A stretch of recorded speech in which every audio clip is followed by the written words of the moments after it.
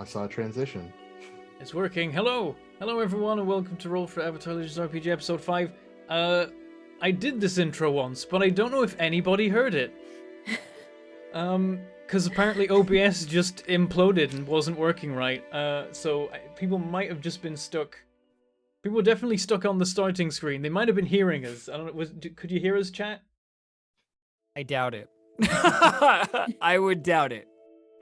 I think, yeah, they couldn't hear me. I was just talking. It was a beautiful spiel. We enjoyed it. It had good bits and bad bits. I like some of it I was nailing, and some of it I wasn't. You advertised very well to me personally. So. Yeah, He sold it. I learned so much Oh dear. about all the great ways that you can support Roll for Indeed. It. Yeah. Yes. Oh, the yeah. segue! So yeah, we'll speedrun it this time, just because we're running late and we want to play the game. We want to play some Avatar. So let's get straight through it. The announcements are that we have a bunch of stuff out on the Patreon. We've got a bunch of stuff for Skith. Skith's new family member we've met, the character sheet, Skith's family tree, and also the houses of the Asia Satrapy, where Skith is from. So you can learn a bit about the political situation over there before one day we presumably go over there and ruin it. You can also check out the holiday special gift form. There is a Patreon post out right now that you can go to. There's a link there. If you click that link and you're a patron, then you can put in your address and you can get a little present from us in the coming month as a thank you for your support. So make sure you fill that in quickly within the next week. It's less than a week till we're gonna do the thing. So don't waste any time. Go fill that in. And we'll tweet it as well soon, so that you can get the link that way if you've missed it so far. Also, there's a bunch of other stuff coming as well. More Ascension gubbins from EE. He always has more content to hand out. So there's going to be character sheets and various things from probably not this week, but next week. There'll probably be many things from our most recent big dungeon run for you to check out. There's also a monthly recap coming out as well in the coming week to keep an eye out for as well. We're also sponsored by Roll20. We use that for all of our shows because it's super convenient for running all kinds of different RPGs, especially because a bunch of the community of Roll20 are super nice and just churn out character sheets for every game you could think of, which is awesome. So we're using that, of course, for this, and we've always used it pretty much since the beginning of Roll for It. Even before I was on it, we were using Roll20 for everything already. And also we have a new little one shot that we're doing. Just one extra thing before the Christmas break. We are doing, of course, some of you expected it if you've been around here for a while, a Santa RPG one shot. This is the fourth one of these we're doing, I think. It's GM'd, of course, by Maggie. I'll be returning as a cast member, and then we have new cast members, Kate Peters Plays, Werewolf Fields, and London joining us to join the extended universe of madness that Santa RPG is slowly creating as the years pass. Gonna get spicy this year. Yep, Maggie's got all sorts of crazy plans. There's stuff I don't even know about it. Yeah, the person who escaped from the snow globe prison. Important person. Yep. And I never found out. I was thinking about it the other day, and the only people that know about who actually escaped from that are Maggie and the Legend tier supporters from last year, who were in that game. Nobody else knows. Complete secret. I'm scared about finding out, though. The Legend tier, we're gonna do our first part of the session right after this episode, so we'll see. And the Legend tier supporters, of course, are some of the many people that help to fund Roll for It. Ultimately, the main way that we're able to pay for all the cool stuff, have cool people on our shows, and do so many cool shows is thanks to your support on Patreon, which we greatly appreciate. Without you, we wouldn't be able to do all this cool stuff. So thank you very much. There's a whole bunch of different tiers of Patreon that give a whole bunch of different rewards. You got MP3s, you got after shows, you got character sheets, you got other stuff as well, secret GM things, you got interviews, you got NPC names, you got monthly recaps. The Legend tier get to be in one shots as alluded to, and all that kind of thing. You know, support us, of course, on Twitch. Do the Twitch things. You can give us bits, you can give us tips, you can subscribe, and on YouTube you can become a YouTube member. And if you do any of the monthly support things, that means you can join the Discord. We always want to hear from you there. We appreciate that. and we often hang out in there as well, dropping hints about things and also discussing lore. I yelled at EE in the Ascension chat I think yesterday about realizing finally one of the plot threads that he put in. I realized that we'd actually that literally the first people that Perrin encountered in episode 1 included a major character that we wouldn't even hear about for like 6 months, until 6 months after that first episode. Finally worked out, like, in the first 3 minutes he was already hurling like massive plot thread hints at me, and I was annoyed that he was so good at it, damn it. So yeah, you sometimes you'll get extra little lore stuff that way from me yelling at EE and other things like that. And yeah, you can do all this stuff as well. You can help contribute to the wiki. You can clip things and make GIFs, which we appreciate, and just hang out in there and chat. We love to hear from you. We love to hear from you other places too, commenting and chatting and all that kind of thing. We love it when you press all the buttons. We love it when you just hang out, and we love it when you tell your friends and bring them along too. We appreciate all of that. There we go. Intro speedrun. Let's go into the episode. We'll hand it over to our GM and cause some trouble in Ba Sing Se. Cool. Thank you. So let's get into it. Previously, a lot happened. We were down our illustrious guardian, Quan Jinya, who is now back in the story, and we're gonna pick up with another sort of filler letter, custom move that will sort of tell us, give you some information, get you some stakes. Depending on how that goes, there may be conflict, or we may pick up on a more constructive note. But you'll get the chance to learn a little bit about what the group was doing in the process, and hopefully come in with some fresh eyes and fresh perspectives. You were missed. You were missed, by the way. Yeah. Aww. We have a couple starting game moves to do. We've already done our growth and everything. We did that the after show. So some people have some fun new toys or are very close to acquiring new things.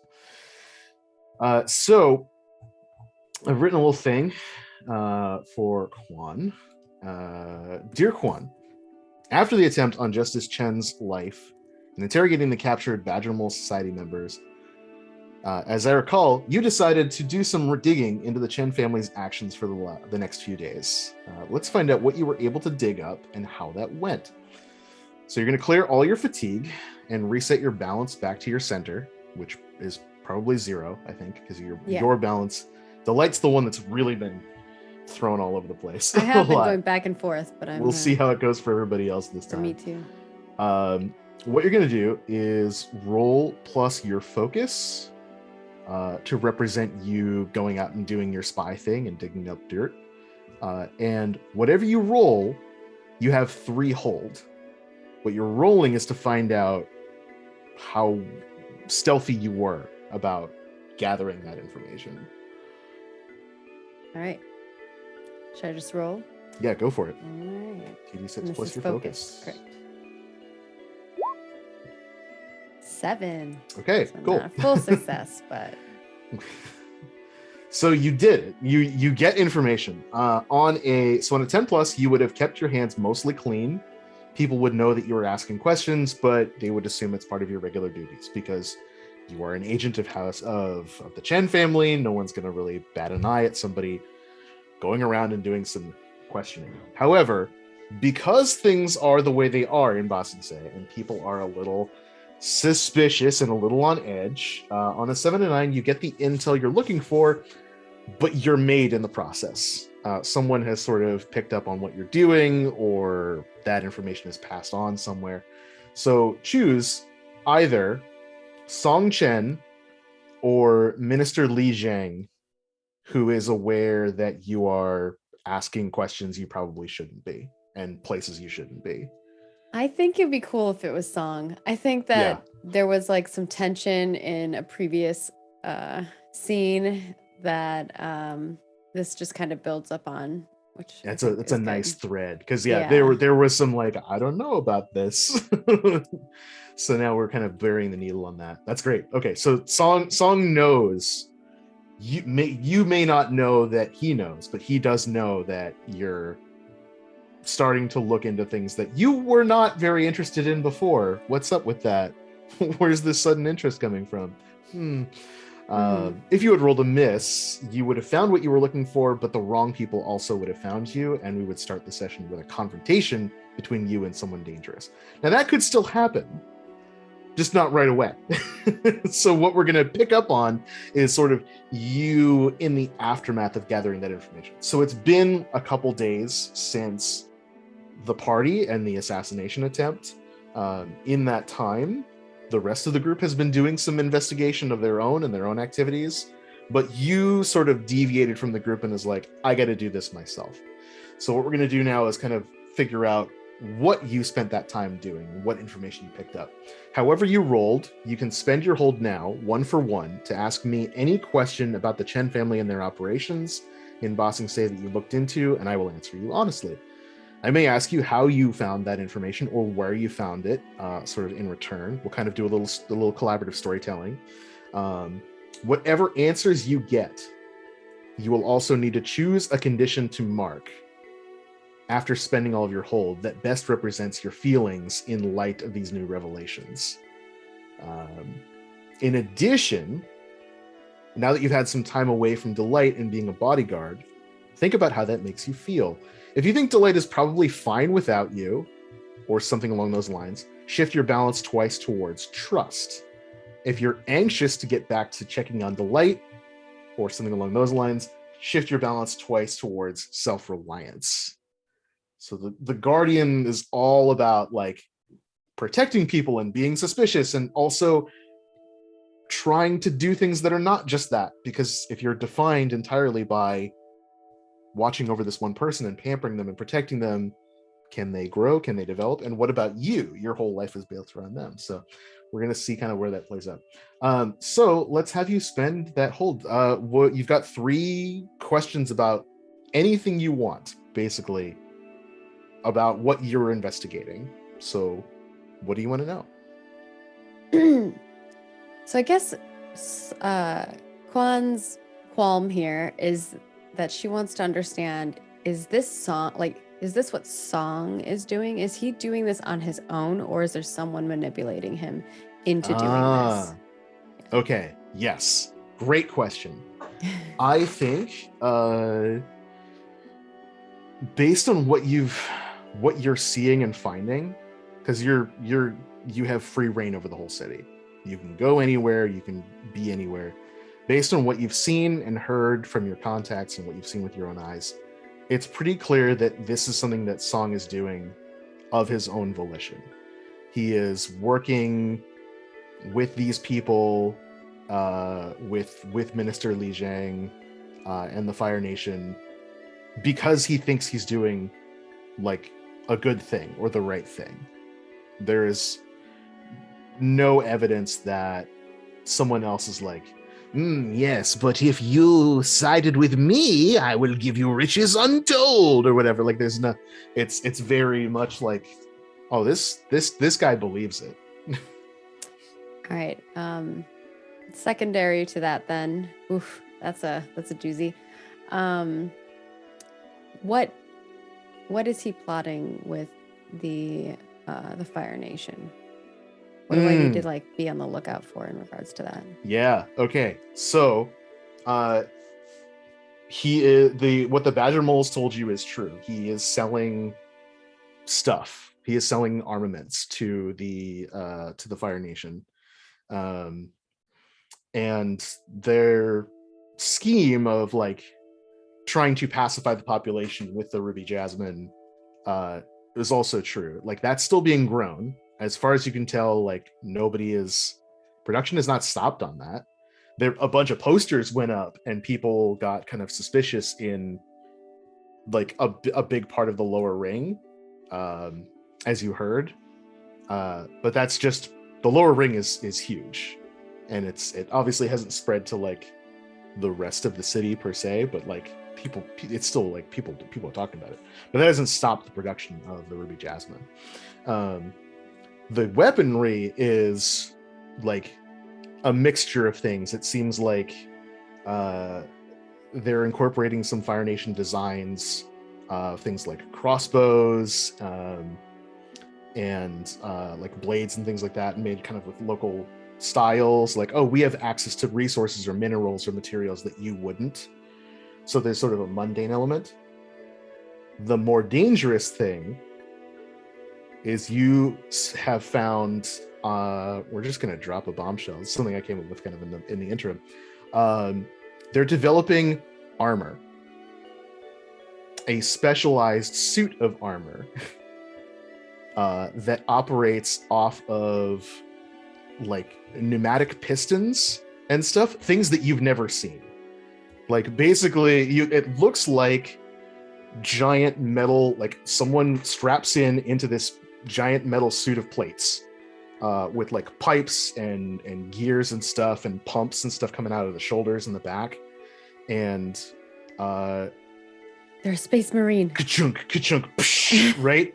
Kind of like smoke, steam and stuff like pops out of the backs of it, and vents it. And it's not good.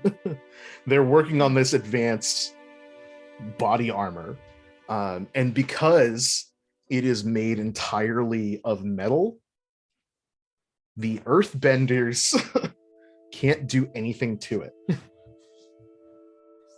As you recall, metal bending basically doesn't exist. It's presumed to be a lost art.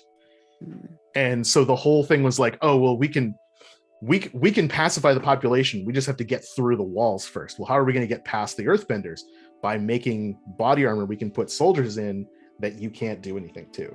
So what you need to be aware of is like, there are probably people who have this stuff the closer you get to this conspiracy. Okay. And then I guess my tertiary question would be, is there a way I can stop it? Can I like spy, like, is there something, a weakness that I see in like their plan? Mm-hmm. In like the whole overall thing? Mm-hmm. That's a good question. I think shutting down the Jasmine farm is like one obvious thing, right? That stops this pacification plan pretty much dead in the water.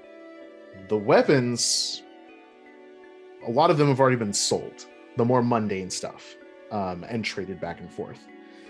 If you could sabotage the supply lines, that would stop more of them from going out to the Fire Nation. It's not clear if it doesn't seem like the whole Fire Nation has this stuff, right? Like there's only so much that you can manufacture in and around Ba Sing Se. It's big, but it's like equipping an entire nation would be not feasible. Equipping a unit of soldiers, probably much more feasible. Or at least like a battalion, you know? Stopping the production of the armor is possible for sure. I think you get the sense that like this stuff is volatile enough and experimental enough that if you were to get into like the production facility, you could sabotage it and like destroy it. Because I think what you're able to dig up is like, yeah, this is not something that is well understood or mass marketed. Like if you could stop the production and convince the people who are making it that this is like the wrong path, probably you could divert that from happening. All right. Oof. Good stuff. Yeah. So I think and I think why Song knows that I've been kind of looking around and stuff is because I've been following him. So instead of following his daughter like I'm supposed to be, Right. I've been sneaking around and following him. And maybe when he goes into buildings that I don't have access to, I'm like asking, the people around because I know them, but like in a more casual sense. Yeah, And someone may have like let it slip. Like, oh, you're here to meet with Agent Quan. Like, no. Why? Like, oh, she was here earlier. I thought you were supposed to. That kind of thing. Okay, cool. So you've been shadowing him. So yeah, you've seen. I think then you've seen what the people saw last time, which is the underground facilities at the Chen compound. So for everyone's kind of recap benefit and for your benefit, part of what we did last session was sort of like, it's time to see what the family business is, and we established that the Chens have this sort of like above ground stuff and they have this underground stuff, and the underground stuff is like super villain layer, right? It's like high-tech evil genius, corridors, maze-like stuff, big rooms. There's like big production facilities and warehouses with conveyor belts that are like earth bent to push boxes out and drop them off to drop off points and ship them around and send them places. So you've seen that this stuff is like, it's down there, like in some of the underground labs. I think you've seen this suit of armor like up on a rack with nobody in it, but you've like been able to get close and eavesdrop on conversations about how it works and like take a look at the plans briefly. So you haven't seen it in action, but you know in theory how it works. And I think you would also know, since you've been snooping around down there, that the Dai Li are also like occasionally in the Chen compound. Which is not normal. Like they're doing a routine inspection, which who knows what that implies. Like Boston says secret police are just casually hanging out with your employer. Cool. Based on all of that information, how does that make Quan feel?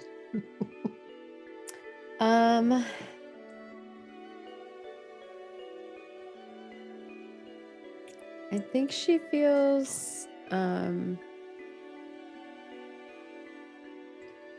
almost want to either say like angry or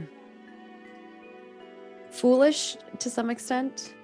I'm already guilty, so so I think foolish or angry. Foolish in the sense of like that she was so blinded to like not realize what's going on around her, right? Like this was right under your nose the whole time. Yeah. And then obviously angry because Song he's doing all the wrong things, even if he thinks he's doing them for the right reasons. Right. Yes. So I'll kind of let you choose between those two. What do you think? I think foolish implies a little more like foolhardy. Okay. Than like, oh, I feel silly, Yeah. I think we have that angle from angry, like then. guilty. I think angry makes sense for sure, that like this is you've been doing this for how long, and you're doing it because you think it's right, and also like the scale of what you're doing, what the hell, right? Like there was that pushback that we had with Song and Quan that was really, really cool to see, and I think that kind of drives it home for sure. So we've got that rolling around in the old brain pan, and then now that you've been away from Delight for a couple of days, now that you've had some like reflective space, how are you feeling about your relationship with that and like where things are going? Yeah, look at you. I think Quan actually, in the time that she's like the last few, or like I would even say the last episode, she has a lot of trust for Delight, and I think that is the reason why she was comfortable with like, okay, I can take this time away to see what's going on with her father. she's been doing so good. She'll be fine. I'm not saying that that's the case, but I think that's where she's at. Cool. So trust. I would Twice say. towards trust. Like, Yes. yeah, you should. She's fine. She's fine. Whatever. She'll be fine. And then I find out she's not fine. Who could say? All right, so that's that. Speaking of her, should we do the burden move? It's exactly what we're gonna do. So take +1 for each yes. Do you believe that your ward listens to you more often than not? She has recently, actually. As In the past, I've you said can no remember, almost every time, but I think It's this true. time It's she true. has actually been listening to me. Have you recently protected them or helped them with a problem? I mean, a 100% couple days did. ago, yeah. And is there an immediate threat to your ward that you are aware of? I don't think so, right? Not in this. Yeah, the current Badger moment. Moles don't want They wanted- delight. Yeah, they wanted her brother. Yeah, they want justice for sure. Okay. So that's a +2. And I get an 8. Okay, so you get 1 hold to use to either take 10+ on any move to defend or protect Delight, track Delight down even if she is hidden or avoiding you, or figure out what she's up to without her knowing. So that's kind of what you were doing a little bit with Song, except that Song is no longer your ward. Yeah. Cool. So with that, I think let's start with that thread that we've just laid out. Song knows that you've been snooping. You are like kind of coming back into society, like not just doing your little spycraft, which is pretty cool. I think like we have like a montage of you doing that kind of investigation, these investigation scenes of like Jason Bourning your way into like a room, like grabbing documents and like walking out without breaking a sweat, listening in on people, and also we have that like eyes narrowed kind of moment of realization from Song somewhere in there. So I think you're coming back into the Song holdings in the upper ring, and maybe you're leaving his office actually from doing some spy work. Does that work for you? Sure, whatever. I'm up Okay, for so whatever. you're coming out having just gathered some of this information, and as you're like leaving,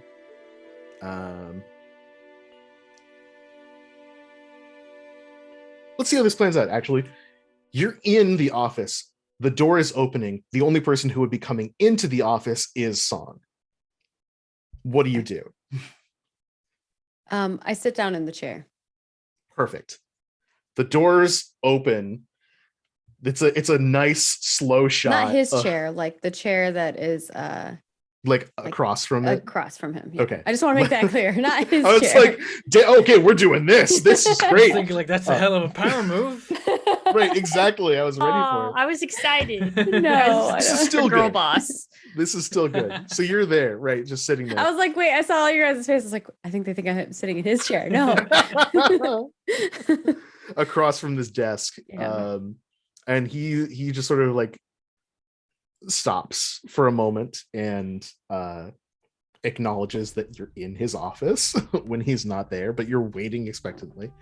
And so he just casually strides, trails his fingers along the desk, and seats himself, and just sort of like leans back with his hands clasped.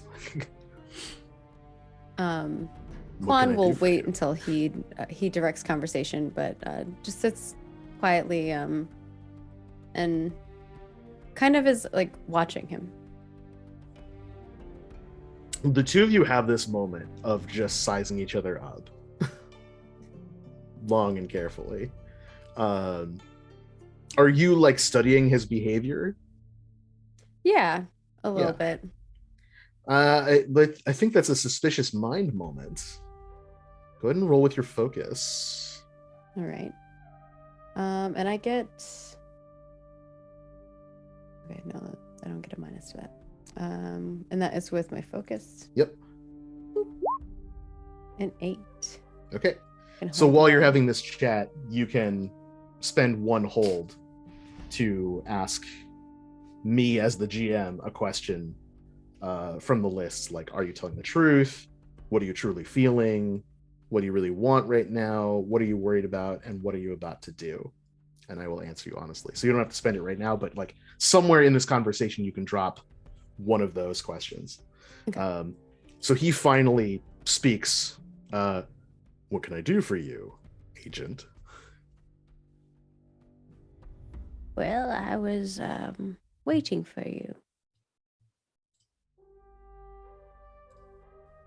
Well, I'm here now. Yes, I see that. You told me a few days ago that, well, you were planning something.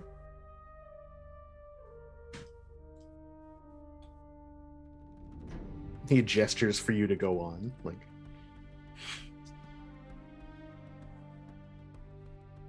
I have been part of your servitude for many years since you were a young boy. And I know your heart is in a good place, but I wonder if I might be able to assist you in whatever it is that you're planning. I care a lot for the Chen family, and I would want to ensure everyone here is safe. he like nods. It's interesting that you say that.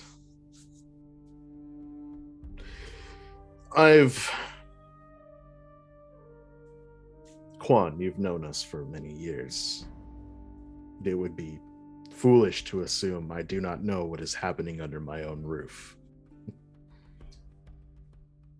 I've heard of your interest in current events.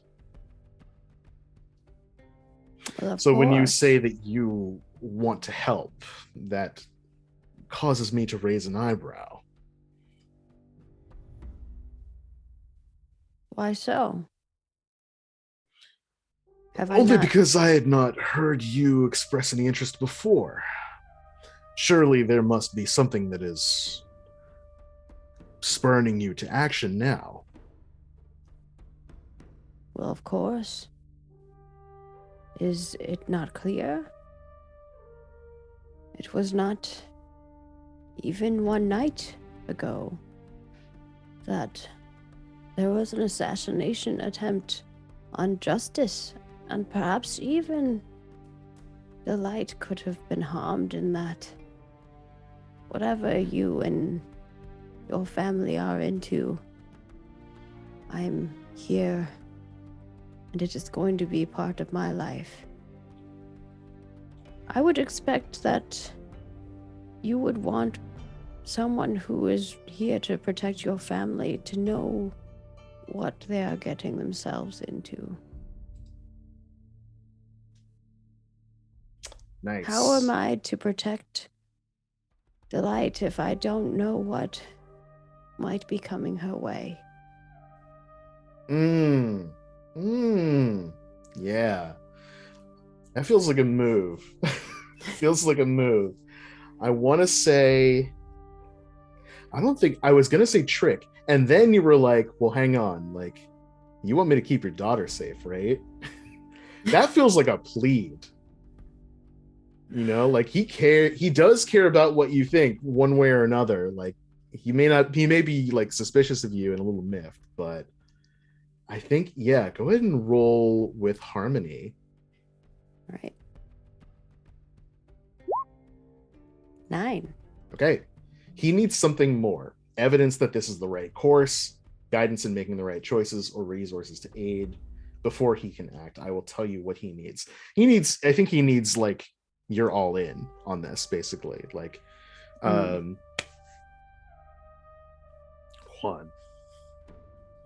there is nothing more that I want than to make sure my daughter is safe. Now, my whole family is protected. You must understand that this is a delicate issue. So many things that we do here among the Chens are matters for not just the upper ring, but all of Ba Sing Se. This is a matter for the Earth Kingdom itself. I hope you can appreciate that I need more than just your interest to pass this information along to you. I need to know you understand what is truly at stake here, that you are willing to put everything on the line for our family. He wants some kind of proof of like undying proof of loyalty, basically. Mm-hmm. You know that I have lived my years here. I can't remember a time since I was young that I have not done everything I can for the Chen family. And Lord Song, you have my word. Whatever it is else that you need from me, that I will be here to protect your family until, or even if it requires my last breath.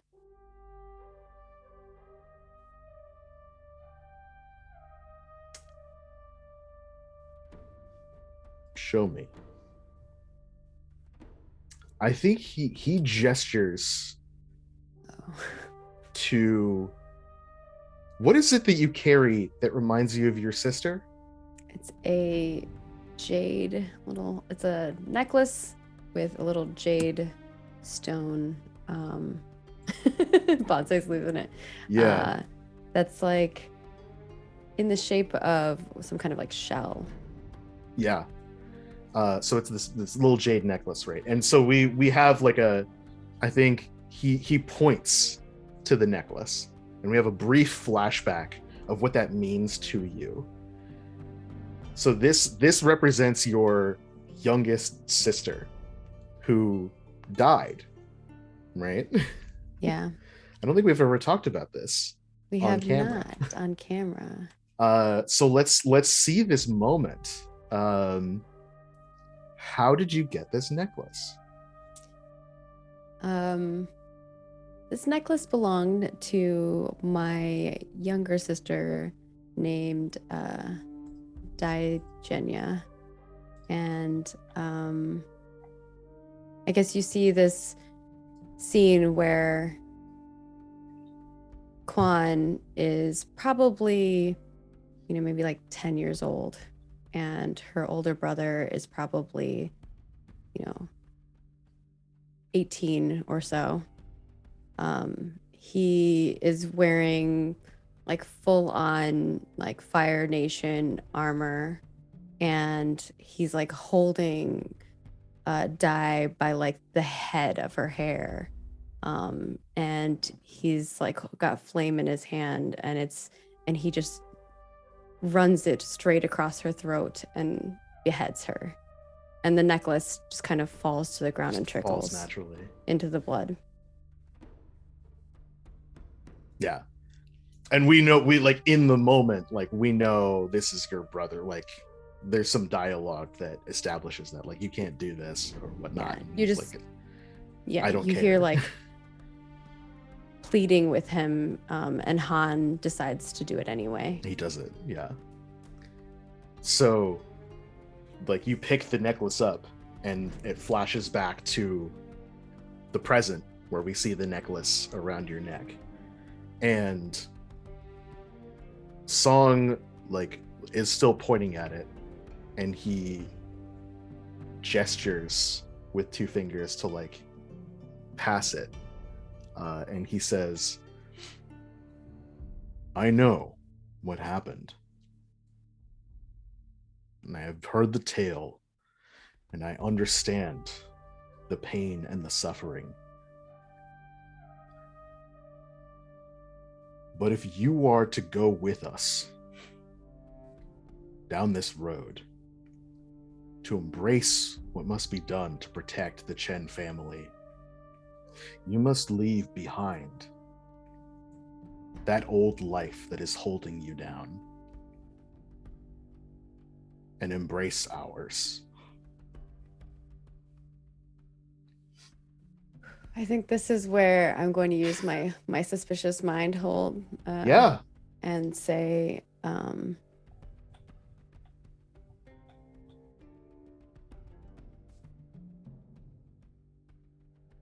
is he telling the truth? That if I give this to him, that this will be enough? 100%. He has been with you for so long, like you're practically his babysitter, right? Growing up. Yeah. He's known you for years. He knows this story and he knows what it means to you. He also knows what his family means to him. And in his mind, because he is your master, not just your like you're not just his retainer anymore, like you are his servant. He can tell you what to do. If you surrender your past in favor of his family, he will trust you implicitly. Quan pauses, and kind of does like a slight bow with her head, puts her hand on the necklace, and the camera probably feels it more than anybody else, but you see like a slight warmth to the jade as like she fire bends a little, and pulls it off and reluctantly hands it to him gently. And he very reverently like takes it with one hand, and he locks eyes with you as he's holding it in his hands, and he sort of like closes his hand just very gently, and when he opens it, it's just green powder, and you he kind of see sifts it for a moment into a jar. Quan has like, like the anime flashbacks of like her and her little sister running through like the fields, and like the two of them like chasing like a little ant like creature around, and like riding on some other creature. Like it's just out in the fields. It looks very much like farmland, like where she comes from. Yeah. It's a perfect like mesh, right? It fades back. He puts the green dust into the jar, and he gingerly corks the jar, and he just places it in a drawer and just closes it. And he dusts his hands, and he stands up, and says, I know that is difficult, but it feels good to let go of the past, doesn't it? Quan will stand up. She nods and then bows very, very low as to show a lot of respect. Welcome, Quan Chen. Let us discuss what must be done.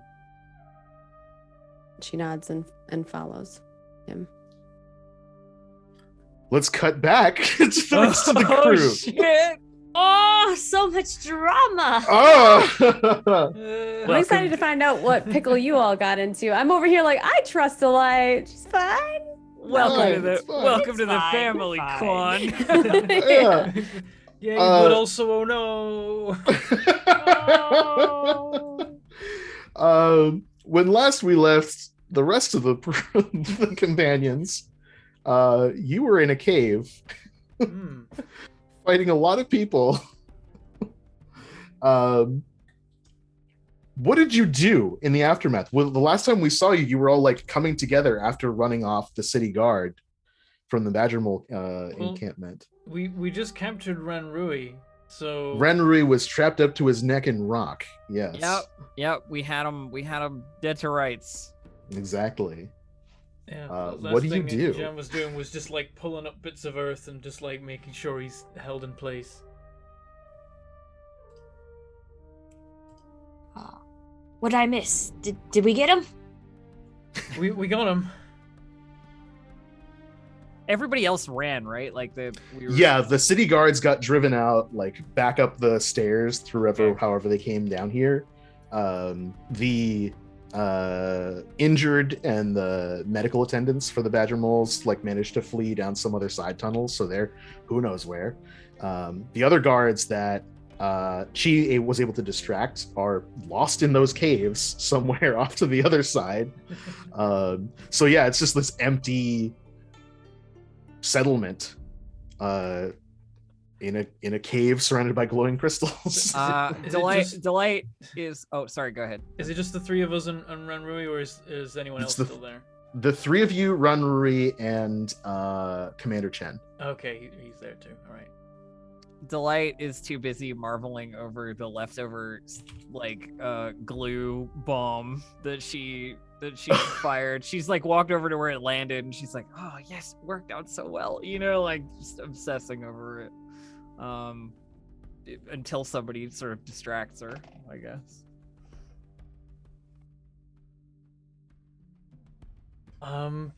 Is Ranrui doing anything? I mean, there's not much he can do, but out of the small number of things he can. he was mostly stunned when you encased him in earth, and now he is just like kind of groggily coming to, growling and thrashing, like his head is moving around because it's a cartoon. He's doing the like classic cartoon head is in 6 different like positions, kind of like alternating between them, like in an hand, like hey, get me out of here. All the frames are transition frames. Right. Yeah, the wiggle one, Why are you doing this, like... Ranrui? You know the truth. What I know is a bunch of troublemakers when I see them.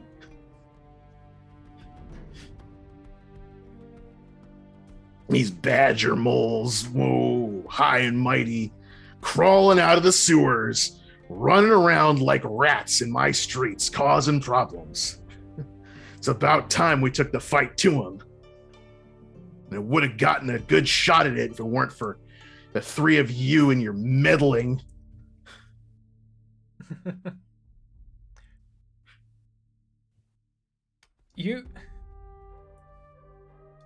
These people came here to fight the Fire Nation. Like I did, and like you're supposed to be doing. They're out there, and you know it. You have to know it. You've been on the wall. You've seen them, right? What these people are doing is causing unrest in the city. But the Fire Nation are out there, right? Will you at least say that out loud? He's pretty beaten up. That's a good question. he like looks, I think he's angry enough that like he looks around and he's like, there's no one here. It's a cave. It's like, of course I know they're out there.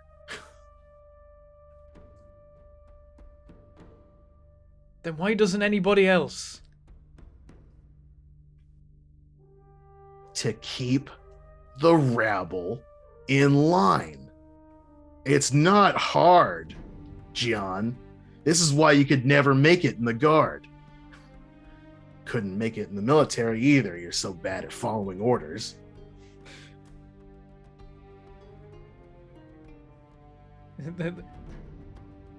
Jen's struggling. He's struggling.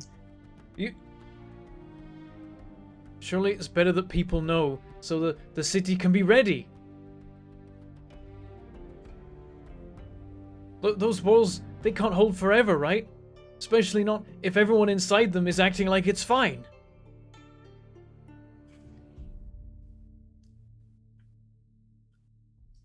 The walls will hold as long as we need them to. That's not my department, John. My job is to make sure everybody inside isn't trying to eat each other alive. And these badger moles popping up wherever they feel like, attacking people in the middle of the day at fancy parties, wherever. That's unacceptable.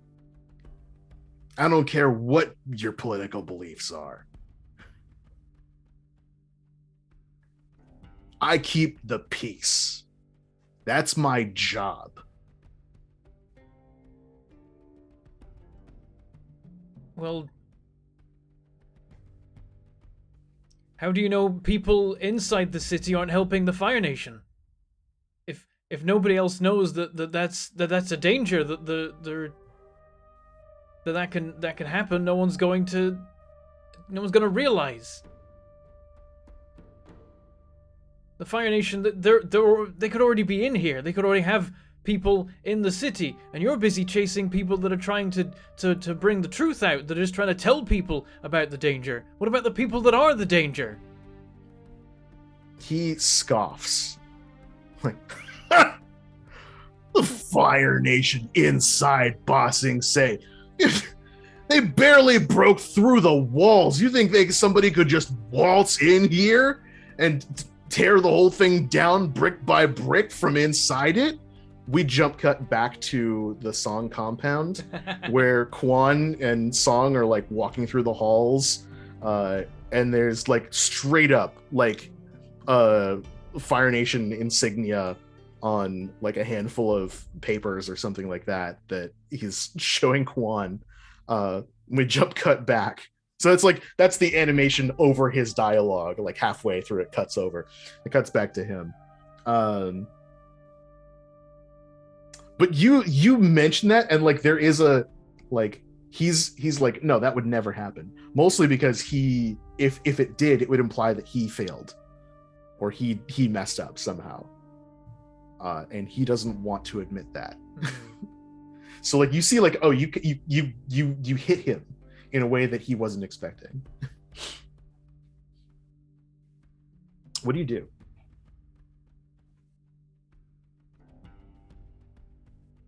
Jen doesn't want to reveal too much in case it gets them in more trouble. He would have already been more careful, but he does have foolish as well as various other conditions marked at the moment. Yes. Well, I mean, I'm just overhearing the conversation, but I can tell you, with my past experiences, you can get a lot of things in this city without people knowing.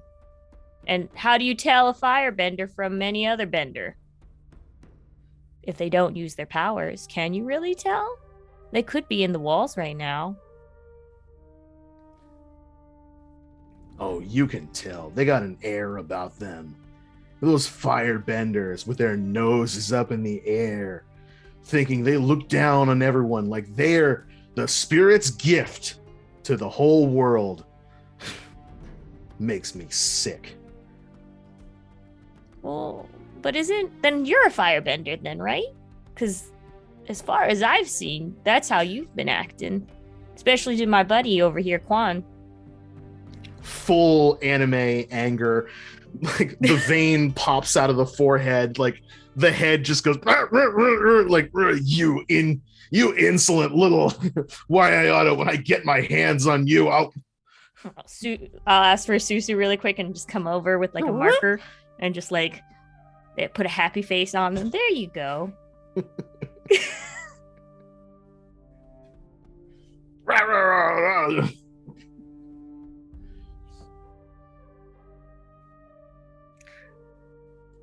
At this Well, point, Jan's like, "What do I do now? I've kind of captured this guy, but it's not like we could just stay here." It's gonna be like, "You're wrong about this city. You haven't even given the people in here a chance to show that they can, you know, they can help fight this war." Oh, yeah. I'm going to get a whole bunch of people living on the street, people who spend all their days walking around, doing window shopping. I'm going to get all these laborers who spend all their time out in the fields. They're going to pick up a sword. They're going to pick up a spear or a bow and repel an entire army. Sure. You really think these people can fight back? That's what we have armies for. well, maybe they could have fought back if they actually knew what was coming for them. You ever think about that?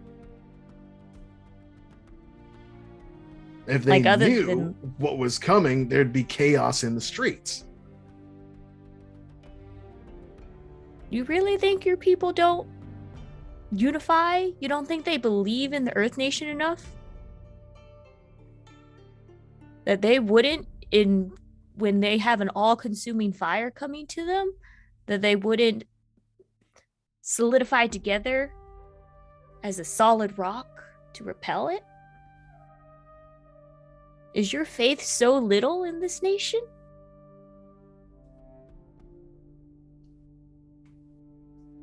He stops thrashing.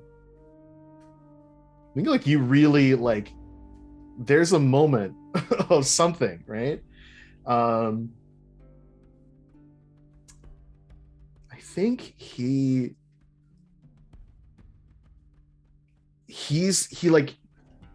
kind of wants to believe you is what you see in his face.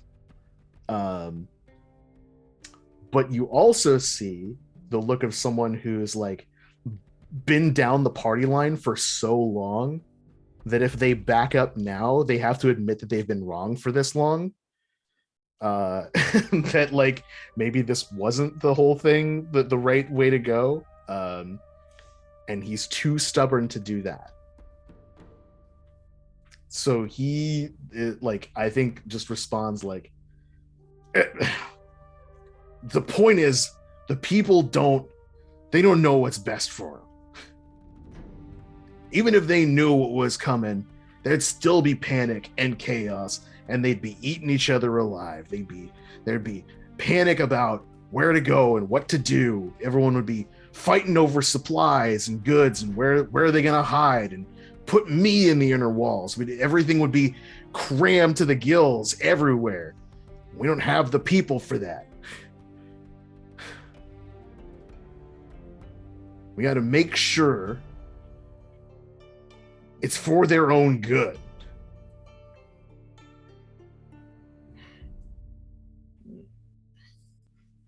I don't know. I've been hearing this phrase. It's for their own good. It's for their own good. It's like if somebody keeps taking the wrong medication, but they don't know that it's the wrong medication, but people just keep telling them it's for their own good, and they slowly wither and grow less muscles. Maybe if they had more people that, maybe if they had a leader or a group of people that knew what was going on, that could calm the citizens down. It seems that there's a lot of this for their own good without actually talking to the people whether or not they think it's for their own good. Right, Quan? Delight, what do you think? What? She like turns from what she's been looking at, clearly distracted, like thinking about some way to improve whatever it is that she's been working on. Turns around and says, "Well, not everyone knows everything. But if they don't get the chance to learn, then you can never really know. She like seems a little bit conflicted, as if like the for their own good repeated line, as you said, Bonsai, like that we've heard it a lot, is like sort of doesn't entirely like not resonate with her, you know, like the idea of like other people like needing guidance, and like that her whole life has been lived that way, sort of thing. And she's often been the one who is not known things for her own good, and is now knowing things for her own good and doesn't know how much better that is. So there's like this conflict, where she sort of doesn't give you the enthusiastic thumbs up that you were hoping for, I feel like. But she says, but we shouldn't be standing around here, right? We it like turns to Gian, like, what's the plan with this, you know, knowing that it's kind of your rival, there's some personal shit going on here. And Jen kind of thinks for a minute. It's like, well, I can't hold you forever.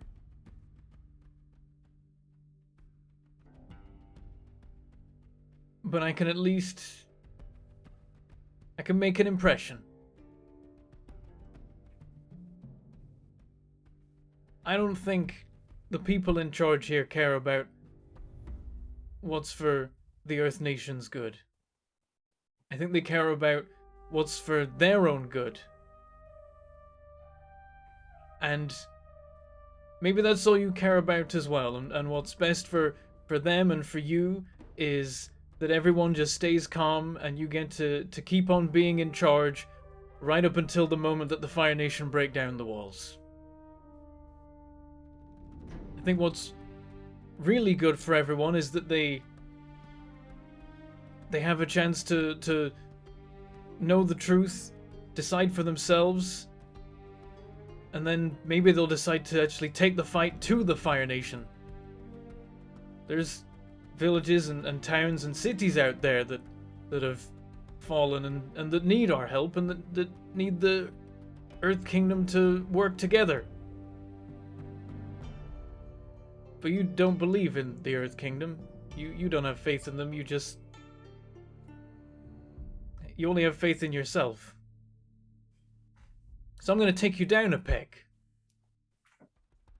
And maybe you'll have to earn people's faith instead. And I'm going to walk up to him and like, he's got like a fancy helmet on, right? He's got like a plume, Yes, that kind of for thing, sure. I imagine. I'm going to steal it. Oh yeah, you just yank it right off of And his like head. whatever like fancy badges of Yeah. office he has, I'm going to take them off him. If possible, break them. If not, I'm just going to leave with them. I mean, they're made of stone, so you could just like shatter them. All right, yeah. I think just like go, yeah, these like take he's them. mostly I think you can like yank the like, so there's like enough room around his neck, you could probably pull like a necklace or something off and just like smash his like rank badge. You've got the helmet is off and he's like you but I feel like you're also like collectively you're all doing something. It feels like I'm trying to think of what the best move is here that you're actually Yeah, it's making. like, Like, yeah, you're I don't know not- what move I'm doing, but I know I'm like trying to make him think about what is the It's right like thing to do and it's give him a like- chance to do better. It's like a moral style intimidate almost, you know? Yeah. Where it's like, you better think about what you've done. Like, it's not quite comfort or support. If this was it's more about guidance, I think. But it feels like a call out almost. Like you're calling on him for power, to live up to his principle of power that you did like at least once. That like you need to like you're stronger when you're together, I think is kind of what the theme that I was hearing. That's like, well, if people don't know that whether they're making the right decisions for themselves, someone is always doing it for them. They can't make their own choices. You need to let them make their own choices, and they'll choose to fight with you. as opposed to just doing it yourself. Because right now it's just one lone wolf doing whatever, right? Does that make sense for your intent, do you think? I think so. Yeah. That makes sense. Okay. So let's have Gian, because you're the kind of the tipping point there at the end. Go ahead and roll. Shift your balance away from your center. So if you're already moving in a direction, you'll keep going. Oh. Well, we reset to center at the start of the session, right? Or do we? No, when time we don't. passes. Oh, okay. Oh, right. Oh, would that no. cause you to lose your balance? It does make me lose my balance. I tip into fours. Okay. Oh no! Whoa! No! Uh-oh. Well, you were like, I'm gonna take you down a Perfect. peg too. Yeah. Yeah. Okay. Maybe it's intimidate. Maybe he's doing an intimidate. Yeah. So you shift your Intimidate. balance away from center and then name and roll with his principal, which is power. And you have +2 to this because his power is shifted up during that fight. Okay. Is this kind of roll? Will this be affected by any of my conditions, or is this not? Really? Let me double check. I don't think so. Yeah, no, the conditions don't. Unless you're Wait. afraid. I am afraid. Okay, so you have -2. Okay, so it just comes out flat. So it's just a flat. It's a flat 2d6 roll then. But I think Chi definitely helped you. So if you get a 6 or a 9, you can definitely take the help for that. Alright, I'll just call someone out. Okay. And just keep it flat. 11. Oh! That's just straight nice. dice as well. Nice. Whoa, okay. Nice. Awesome. The dice have spoken. Awesome. On a hit, he is called to act as you say. He must either do it or mark a condition. I think like you're like, you need to unify, right? He's not ready to embrace that yet. You've definitely like broken the facade 100%. So he's going to mark a condition. And I think he's going to mark guilty. Because of that theme of like, damn, damn, you're right. You're speaking sense, but also, but I'm like driven by power. I'm like basically a bully with a badge, but also, Damn it, he's right. But also, I'm not he's completely irredeemable. Damn Right. it, he's right. But also, he's a kid. Come on. Right. So he takes the Snatch guilty. my stuff. Yeah. And then but like you see like so he you see like the moral conflict for sure, like as he's like fighting back with you, like he's been arguing with you this whole time. And then you lose your balance, right? Yeah. So you obsess over force to a degree that's not healthy to you or anyone around you. So are you no. going to give in or submit to your opposition? No. That doesn't sound right. Lose control of yourself in a destructive and harmful way, or take an extreme action in line with the principle and then flee. I already planned like to basically peace out after this, but in a normal fashion. I guess maybe I kind of do it in a more extreme way now. Yeah, so let's let rewind time and then have you take him down a peg. You take an extreme action in line with the principle. Like, yeah, destroying his badges of rank 100% is pretty extreme. Like, I'm gonna run up to one of the heads of the city guard and just like smash his badge and all of his stuff. Like, that's pretty egregious. What else? That's the thing. So yeah, the plan was gonna be that I was then gonna like leave him down here, knowing his men would come and like recover him eventually, but he'd have some time to stew. Right. I'm like, how far do I go with it? Like, do I cave in the entrance to make it take a really long time to get him back?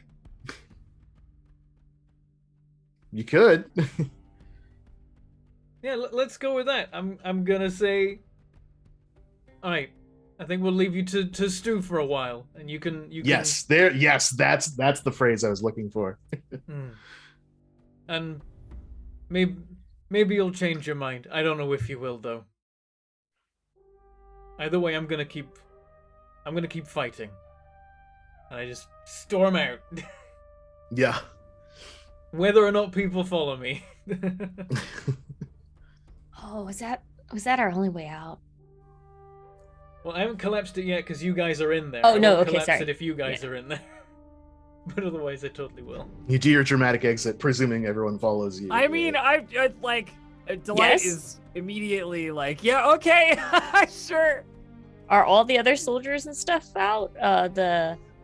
The old mole. Oh yeah, mole the city people? guard ran out. The badger moles that were with you, I think, have kind of given you space because they're like, "Oh, this is not. You're doing a thing here." All right. Yeah, I will follow then, because Gian looks very mad, very very mad. Maybe like also towing Delight to make sure Delight doesn't get too hypnotized by the goo. Yep, that's fair. Yeah, I'll just call about like, your men will find you eventually. And they'll see a man who failed. Yeah, that's it. So like before you do that, like Yun is like, all right, listen, you do your thing, right? And like he and the other badger moles like burrow away. So then they leave you at the top of the stairs, like leading down, like and you collapse the rocks, and we just see like he's roaring, and you leave. Sometime after that, what we see is like the dust settles, and he's like, Commander Runnery is like, fool left me surrounded by my own element. He shatters the rocks. Mechanically, what's happening there is he was trapped. Is the trapped status 100%, which is like you can use that whenever you want for someone who is just completely helpless. You can think of it like Zuko getting ice frozen up in the North Pole, and you have to mark a combination of 3 fatigue or conditions to escape. So the sun comes up and he breaks out, right? So he's going to mark a condition and some fatigue. Actually, he's going to mark 3 conditions. What am I doing here? He marks 3 conditions to break himself out. And like is just standing there in the cave alone, left with his thoughts and his disheveled uniform and none of his like badges. Also, in a kind of unintentional way, his uniform kind of looks a bit like Jan's now. Now it looks like Gian's, yeah. And like when he crawls out of the rubble, it's like Gian walking out of the burning remains of Luwan village. Poetic. Yeah. So where would you go and what would you do after that? I have several conditions. I think Jan is like, first of all, he's just going to be stomping in a direction for a while, but at some point he's going to go, we should go sabotage the Ruby Jasmine. We've left it too long anyway. It's just like in it, yeah. Yeah, I'm going to go do that. Let's go do that. I like kind of side-eyed Delight, look at John, like kind of like non-verbally be like, Delight, you want to help me out with this kind of thing? So I think that that's a great plan and that we should do that. But I think maybe a plan is in order before we just go like charging into armies worth of guards and such. I mean, they're going to be on the lookout for us now. yeah. Well, we have the plan from the Minister of Agriculture. Can't we just do that? We know where we need to hit to... Losing energy. It's like, I I know. just Right. I had all this adrenaline and now it's flooding out of my wanna body. Go Oh punch no. rocks. Why don't they let me punch rocks? you know what? I feel a little grimy. Just looking at all the dirt and stuff that's on us. Right. Dust. How about, you know what? You did a really big thing there. How do you want to get some food? Okay. I hear cabbage rolls are just like really, really good. Like maybe down the street. Could think about it, maybe plan a little bit more. And food. All right. Well, we'll plan over cabbage rolls. We're not saying we're not going to do it. Just that we need a better plan than let's go do it. Slightly. Just a little. Slightly more. Okay. Delight. So we cut to delight Just grumbling a gives Chi little. the as like. yeah, grumbling Yeah. a little and marching with them to get snacks. Yeah. So timeline wise, the Quan conversation with Song happens like while you were doing like the beginning of last episode, sort of like in the timeline. So it's been like about a day since not only like it's been your snooping time, right? You've done that. Actually, no, that doesn't track up with what I just said.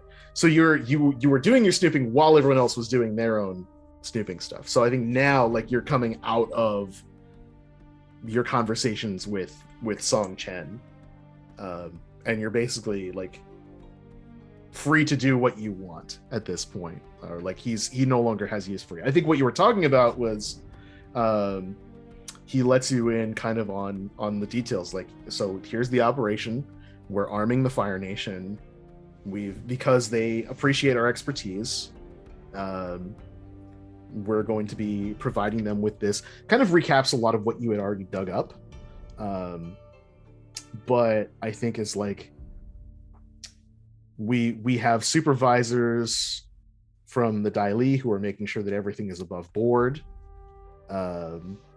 Everything is okay. And what we need to be worried about are dissenters, obviously these assassins who, if you can find anything about them and deliver them to Song, he will be gracious. If you can provide any of those badger moles. And aside from that, like any other dissidents are basically problems. Like anyone who is openly talking about the existence of the war is a problem and a threat to the Chens. His daughter and all of her friends. Right. Basically, yes, exactly. He wants you to keep a close eye on all that stuff. I think he tells you he wants to make sure that Delight is not like morally compromised by Too late. by people who have like, radical views. Way too late. Yeah. I think during this, Quan has been just listening, watching, kind of keeping an eye on stuff, looking at who the people are that are involved, kind of just taking it all in. And at the end of that, does her bow and says, Lord Chen, I will do as you say, and if I am able, we'll bring them your way. Good. I trust you will do the right thing. It's good to have you committed. She does a low bow and then turns around, and it's like, oh my God. Mm-hmm. Look on her eyes, it's just like, what did I get myself into? I think also he was definitely trying to shift your balance towards trust earlier with like give up this memento of your past. It seemed like you were just going with it, rather than denying or resisting that. So go ahead and shift your balance towards trust one more step. That fills up my trust to -3. So if you take any more, if your trust goes over again, you'll lose your balance towards trust. Okay. Yay. Cool. Where would you go and what would you do? I think she's probably gonna try to find Delight. Okay. Sounds like you're gonna Most spend that likely. one hold that you have. You instantly know where Delight is. Like, you have your spies are everywhere, but also your instincts are where they are. Well, yes. Do I It's find 2 them o'clock. like She's probably eating having some lunch. food somewhere? Yeah. Yeah. Yes, Delighto-vision. Yeah. Actually, a Yeah, favorite you- restaurant of delights. There you go. You're good at finding, like how to find Delight, basically. Like anytime she goes off and runs off and does something silly, you're like, all right, gotta get you out of this one. So the three of you have, I think, a waiter brings like a giant tray of like baskets, like steamer baskets, like 3 of them at least, and drops them all on this table for you, in a pretty nice middle ring restaurant. Like you were just in the middle ring, so you come out here, you go down the street, you find it. You saw a place on the way in. She saw a place on the way in, basically. Like when you were going down there, like, I'm coming back. That place smells amazing. It's the Happy Turtle Duck, and they've got their sign out front. Their mascot is like a wooden carved turtle duck that's like doing the "oh god, my tummy's too full." Just a little statue out front, and inside it's nice green and dark green paint and dark paneled wood, with gold trim, and you've got this nice cozy table. Opening the steamer baskets, you've got all these cabbage wraps, fresh bao, your gyoza. It's just like a smorgasbord of all kinds of goodies.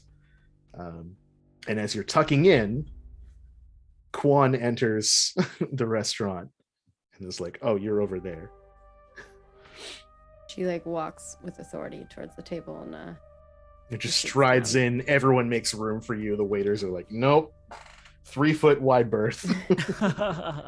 That person's on a mission. What do you do? I think unless they don't say anything, I think Quan will sit and just I think- watches them. I think Delight was too distracted by food to like that feeling when you realize like how hungry you are after you've done something like really strenuous. Yeah. And didn't notice Quan come in at all. I mean, Quan's got that fantastic quality of being like ninja, like like sort of on the outskirts of a situation without being intrusive, like a lot. Yeah. From what I gather, so it's not. I think you might not unusual. notice until she sits down next to you. Yeah, and says- until she sits down, she obviously. sits down and says, "Master Delight." There's like a Oh, Quan, good, you found us. I was a little worried that you were stuck somewhere, or I'm glad you're not. Quan's gonna look over everybody. They're all eating like profusely, but do they look okay? Is anyone like Yeah, so what you're harmed, or- seeing is everyone Yeah. is covered in bruises. They look a little sweaty. They've got dust and scuffs all over their clothing. They're wearing like street clothes that they were not wearing before. They're just like generic whatever, like decent middle class Earth Kingdom clothing. Delight is wearing like almost like a battle uniform, like something a little more formal, much more formal than she's ever worn. Okay. Looking at that and seeing that, I think Quan will say, "What are you all up to?" Oh, Well, there's a whole lot of stuff that we have to fill you in on. Not great stuff. She just like sighs a little bit, and leans over very close, like trying to keep the conversation around the table, so as not to have it overheard by random passersby and such. And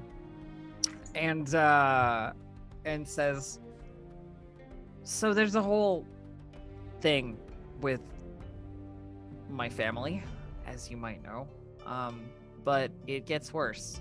They're not just involved in the growing of the ruby jasmine, but they're also making weapons and selling them to the Fire Nation, or sending them to the Fire Nation so that it'll be easier for them. And then once the Fire Nation come into Ba Sing Se, they're gonna let them and take power with them, so that the Chen family legacy is secure. And father said a whole bunch of stuff about maintaining our place at the head of Ba Sing Se, but I'm not sure that that's wise. I mean, the Fire Nation aren't exactly the most trustworthy dealers when it comes to Earth Kingdom business. She says, like, no offense, like, and I don't really know what he's thinking, but Justice has confirmed that he'll help us however he can, basically. Though I have to go and talk to him about what that might look like, because he might not actually want to do it rather than just agree to it. What else? We went to visit the people who tried to kill us. And they seemed fine. Their commander was also a Chen, looks to Jian like, I don't know what that's about exactly, but he was my commander in Luon Village. He's apparently a relative. Song Chen seemed to think so. Quan says, she says, but in a way that's almost like she might know. Yeah. While stuffing food, I'll be like, actually, I could sum this up. So we had some family, family drama come up. Our friend here. We're employed.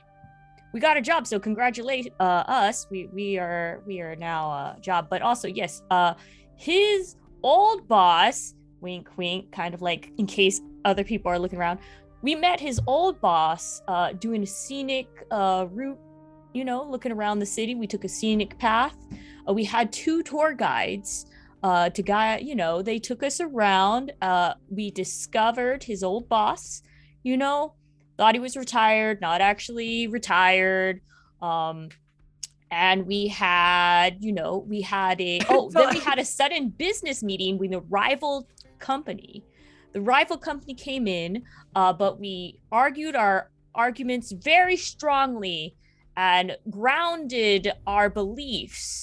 Delight holds up a hand and goes, what are we you grounded talking our about? And now I think we're gonna have to take care of a weed problem that happens in her house. If we just take care of the weed problem now, we needed to calm down because that was a very exciting meeting. A lot of things were done. Quan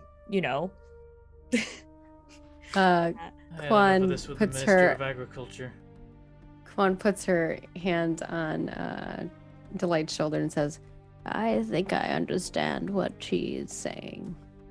So you got the whole part where we stole prisoners from the compound to take us to No, we had tour guides. She's just like, Delight's got a little bit of that, I still can't believe we did this, but we totally we did this. And now we're trying to figure out what the next move is. And food seemed like a good idea. And Susu gives a little thumbs up, just jamming Jamming food dumb. a cabbage roll in cheeks. And our important rival business meeting thing was with Commander Renrui. He was no help. Quan kind of takes it all in and looks at the rest of them, and she just says, "Are you sure this is what you want to do, Master Delight?" She's like, nope. I'm not sure about any of this, but I think that it is important that the people of Ba Sing Se get a say in what they on how this war goes, and that it's not up to us to make that choice for them. This path that you want to traverse is not an easy one, and the obstacles in our pathway, well, we may have to pay a price.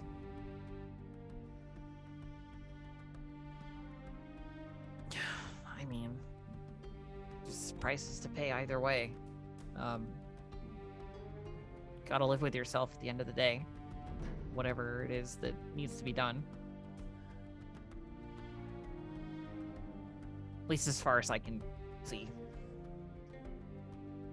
Quan Delight's nods and Delight's like so in over her head, you know, like she is like vastly like miles underwater when it comes to like the like choices that she's having to like make calls on here. Quan like nods in a little bow towards Delight, and then is having like a flashback of Song like crushing the gemstone, the jade gemstone. And just kind of sits there in silence while they're eating until they're done. Did You can see that she's kind of stewing. There's some emotions going on. Ooh, in okay. Quan's Maybe mind. avoid. I want to try and hear about said emotions. You know, I want to call on Do your. it. I mean, like I noticed that you're not your usual quiet demeanor. You're like an angry quiet demeanor or whatever. Like there's a difference, subtle difference. You know. And she keeps looking at you with like a guilt. And I think Delight's gonna do the whole like. I think I'm gonna, like make some excuse to like get up and get some fresh air or something, and like sort of tries to bring you with her, you know, with like a little like, come talk to me privately. You might be the problem, you know. Quan will follow. And once they're sort of like standing outside the restaurant or whatever, you know, like on the busy street, she turns to you and says, "Look, I can tell something's up. What's happened? What's wrong? Just please, we're friends. I've known you since forever. You just tell me. I'm not your enemy here, or anything." She looks down at the ground, like with a kind of guilty expression, and says, and doesn't look at you when she says it, but she looks down at the ground and she says, "That's what I thought your father and I had, a friendship." Then she looks back up at you. Delight, quickly go ahead and roll plus harmony, Okay. because you are 100% covering or supporting in this moment. Harmony. 3. Oh, Whoa. Oh God, are you gonna make it worse? Oh, Do I get a condition? Do I get to add a condition? I have minus to harmony, so it's not my, yeah. I just get to make a move in response. Okay. So you're like, yeah, like you got to tell me.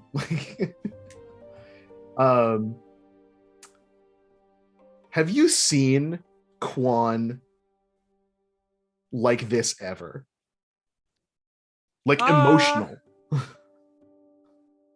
I think that's a question for both of us, Maggie, because I don't want to write your history. You know, do you think? I mean, I'll take whatever you tell me what you think. I don't think Delight has had cause to notice it if it has been a thing. Like, there's never been anything this heavy, you know, like going on. Guarding Delight is like guarding a mischievous child before this, you know, like occasionally she gets into some trouble, but it's never the kind of trouble that's like your whole future might change, you know, like she's always been a Chen, you know, so it's like I'll agree with that. I think much trouble you can get into. I think that Kwan's, you know, her work was much harder. This is maybe harder in the sense like I'm babysitting a child who's like everywhere, but it's like almost a demeaning thing. But I think that Kwan has realized over the many years of watching over Delight that it is actually an honor because Song cares so much about his daughter. Okay. I think like let's keep rolling with the scene, but I think because what you just said kind of in response, like I thought I had this thing with your father and it's like this family issue. I think when it becomes clear it's not like oh, this is a personal thing, like this is a thing with the family. Yeah, I feel like that shifts your balance, Delight, towards progress.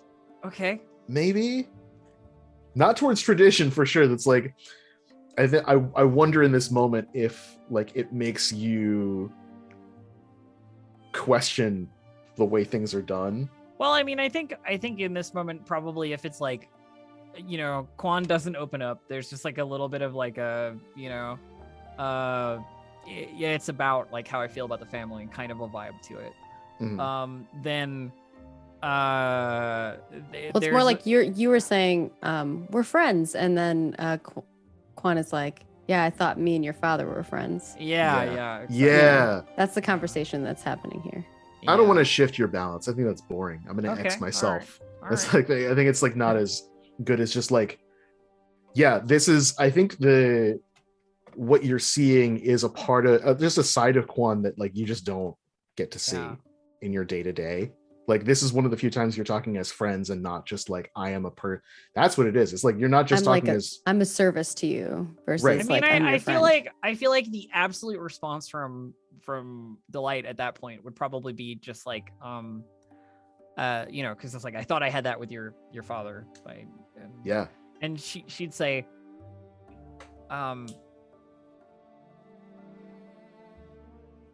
I've never thought of you as someone in any way expendable. You know, I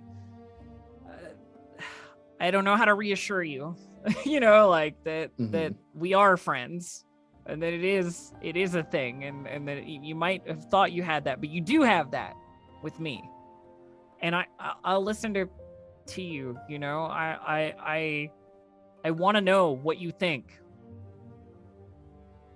Oh, I know what my move is. You notice that Kwan is never without that pendant. She's not wearing the jade pendant. Oh no. It's gone. She's never not wearing that.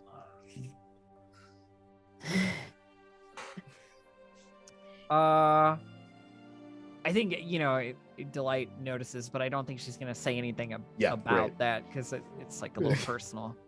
And she's just gonna sort of reinforce like, hey, tell me what to do, you know?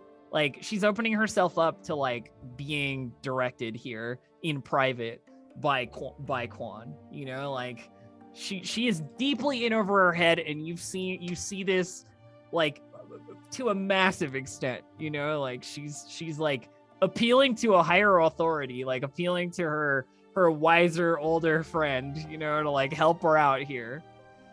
I like that you were coming out here to help me, but really what you're like is like, help me. Yeah. It turns around. She's like, no, never mind. I can't do it. Help me, actually. Kwan says, or what's your reply then when Kwan's like, you were like, we're friends. And then Kwan's like, that's what I thought our relation, like my friend. She says, I don't know how to comfort you. like I don't know how to reassure you that we are friends, and that I'll listen to you, and that you've never been somebody that I thought of as anything but like essential. You know, I've known you my whole life. And you, and your family, you all have been part of mine. And I do feel you are an extension. I would give my life for you. And perhaps that was what I may have to do. She kind of looks like a little distant and then looks back at you and says, "You're right. Your father is getting himself into something that I don't think he can turn around from. But there are things that we can do if you want to stop it. But if we get caught, there will be repercussions. And I fear that I'm the one that will have to pay for those." You're not going to be paying for anything alone. I can tell you that much. Whatever happens, it's going to happen to all of us. You think your father is going to think that you're the one planning this? No. He will put the blame on me. He can blame whoever he wants, but we know what the truth is. There's more than what you just mentioned. He is indeed working with the Fire Nation, but they're developing something far more dangerous. In order to get past the gates, they have to get through the earthbenders. And I fear they found a way.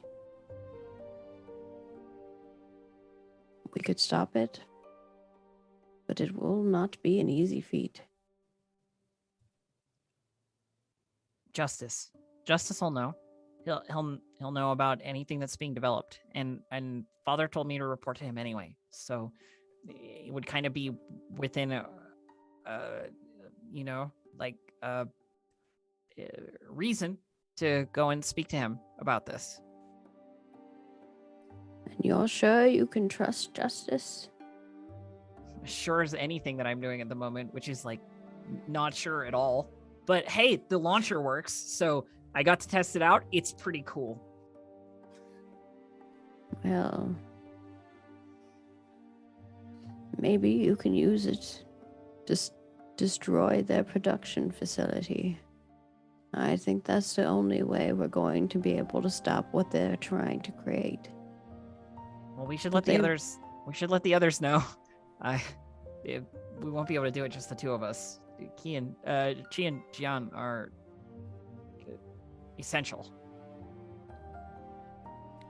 Quan nods. Are you gonna be okay? Like, sort of before, going back inside, is there anything else we need to talk about? Like, I'm here. Quan just kind of has that same expression on her face, like she's looking at you, like she's saying words, but her expression doesn't match those words. And she just says, "Yes, of course. As fine can be, considering the circumstances." Yeah, I totally get that. She turns back around to head back inside, and to the ruins of the feast on the table. Before they come back, could me and John yeah, have a do moment? Do it. Yeah, go for it. If that's not she's gonna kind of see. Okay, that one's taken care of. Gonna kind of side scoot chair just slightly closer to Gian and start putting more cabbages on his face. So, buddy, John's just angry eating. wanna talk about the little. Do you want to talk about something? You seemed a little enthusiastic after that, business meeting. And it just seems like everyone here just wants to wait and sit around and pretend everything's fine right up until the walls fall down on them. And some people are trying to make the walls fall. It's crazy. I feel like we've got to face the entire Fire Nation alone. What about the rest of the Earth Kingdom? What about everywhere outside of the walls? Even they're already in trouble. They already need help, and everyone's just sat here pretending that it's fine. Well, we know it's not fine, but to me, all right, have you tried? To me, when you see people eating, you look like you're choking, friend. You got 5 cabbage rolls that you're trying to chew all at once. I'm fine. Have you tried, maybe instead of pushing down, trying to stuff 5 cabbage rolls in your face, maybe, just maybe, we're not responsible for all the 5 cabbage rolls. Maybe we just need to eat 1 cabbage roll at the time, and maybe at most 2. Because, I feel like you're just trying to make yourself choke, trying to eat 5 cabbage rolls at the same time, if you know what I mean. When you could just take some cabbage rolls out and just eat 1 at a time, instead of trying to force it down. This moment where he's like, but I'm hungry. Oh, it's another saying.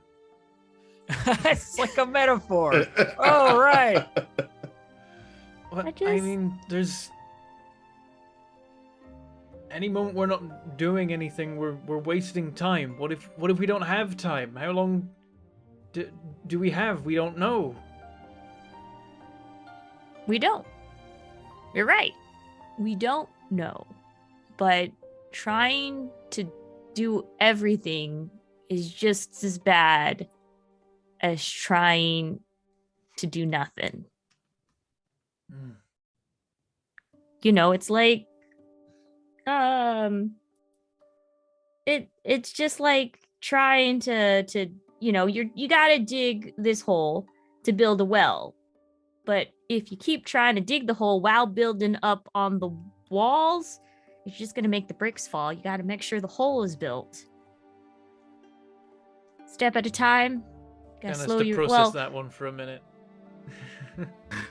I don't know. I feel like I haven't known you for too long, and I get that, but I feel like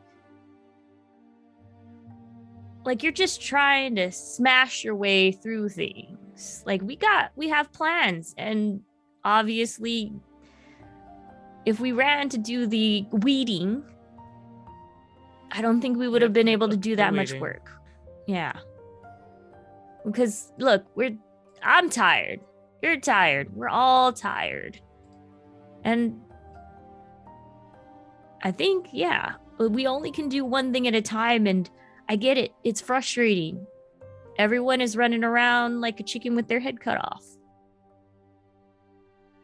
But, maybe if we just focus on one thing at a time and not put 5 cabbages in our mouth, we'll be good. You're probably right. I just worry it won't be enough in the end. Maybe it won't, maybe it will. But we gotta believe. Because then we're gonna be like that guy down the hole there, just blindly going down a path because we didn't think of all the other options.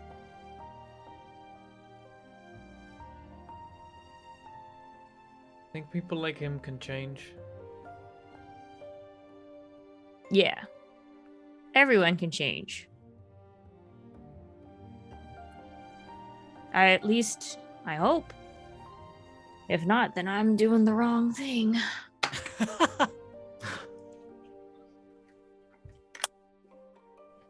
Oh, this crab was really good all of a sudden.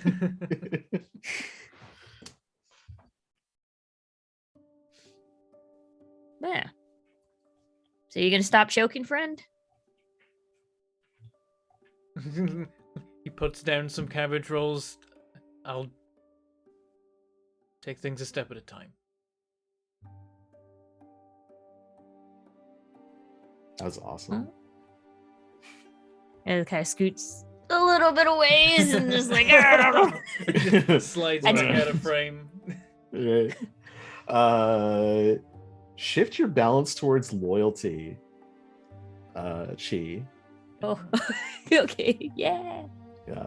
I was confused. I'm like, loyalty isn't one of my balanced things. Yeah, no, you're good. No, for you, actually, you've had some time to rest and recuperate from losing your balance, 100%. So Gian gets to clear all of your conditions in your fatigue, and which is good shift because your center had the maximum amount of those you can have of everything. Yeah, shift your center one step towards force, and reset your balance to +1 to force, whatever your new center is. I also was double checking your goals, and your goal was to discredit your adversary. And I think of it like stripping him of all of his stuff and beating the crap out of him in front of all of his friends. Yep, that was kind of the idea, yeah. That was it. You did that. So go ahead and take a growth advancement. Not a growth. Oh, just a straight whole up advancement. Oh, nice. Ooh. And choose a new adversary. Uh-oh. Which you can do on the break, which I think we'll transition to. Oh shit! And the moment that we'll transition to the break on is like these two great scenes. I think the last thing we see is cutting back out to the front of Quan just sort of sitting there mulling things over in silence. Bless you. And then there's like that echoey, when someone's from the past but they're not really there. It's that echoey sound of like a child's laugh, and a hand reaches out and tugs on Quan's hand, and the camera cuts over to see a small child who's like, "Come and play with me, big sister. Come on inside. I want to show you this toy I made." And she runs inside to the restaurant and just disappears back into history. It's awful. Why? Twisting the Ow. knife. It's awful. Thanks. That's where we'll let everyone take a break. All right, we'll be back in around about 8 minutes. Go grab a snack or whatever you want to do, and we'll be back for part 2.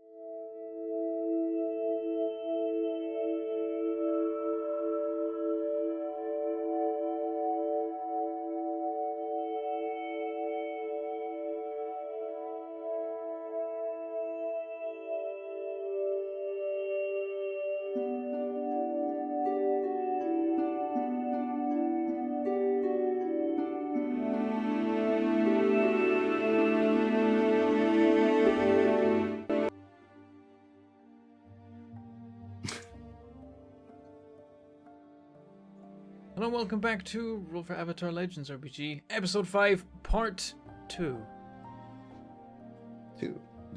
Do it. You have 1 episode and a half left. Whoa, it doesn't feel like enough. There's so much. Yeah, So much there's to a lot do. of meat on these bones. We've got to Yeah, defeat yeah, the we Fire got- Nation in that time. we got a lot of meat. Yeah. Yeah. I'm letting you know we're not defeating the Fire Nation in that. Oh, I know, but Jan doesn't know that. He's like, this ends with us beating the Fire Nation, or Obviously. losing. We're totally gonna beat him. What are you talking about? Mhm.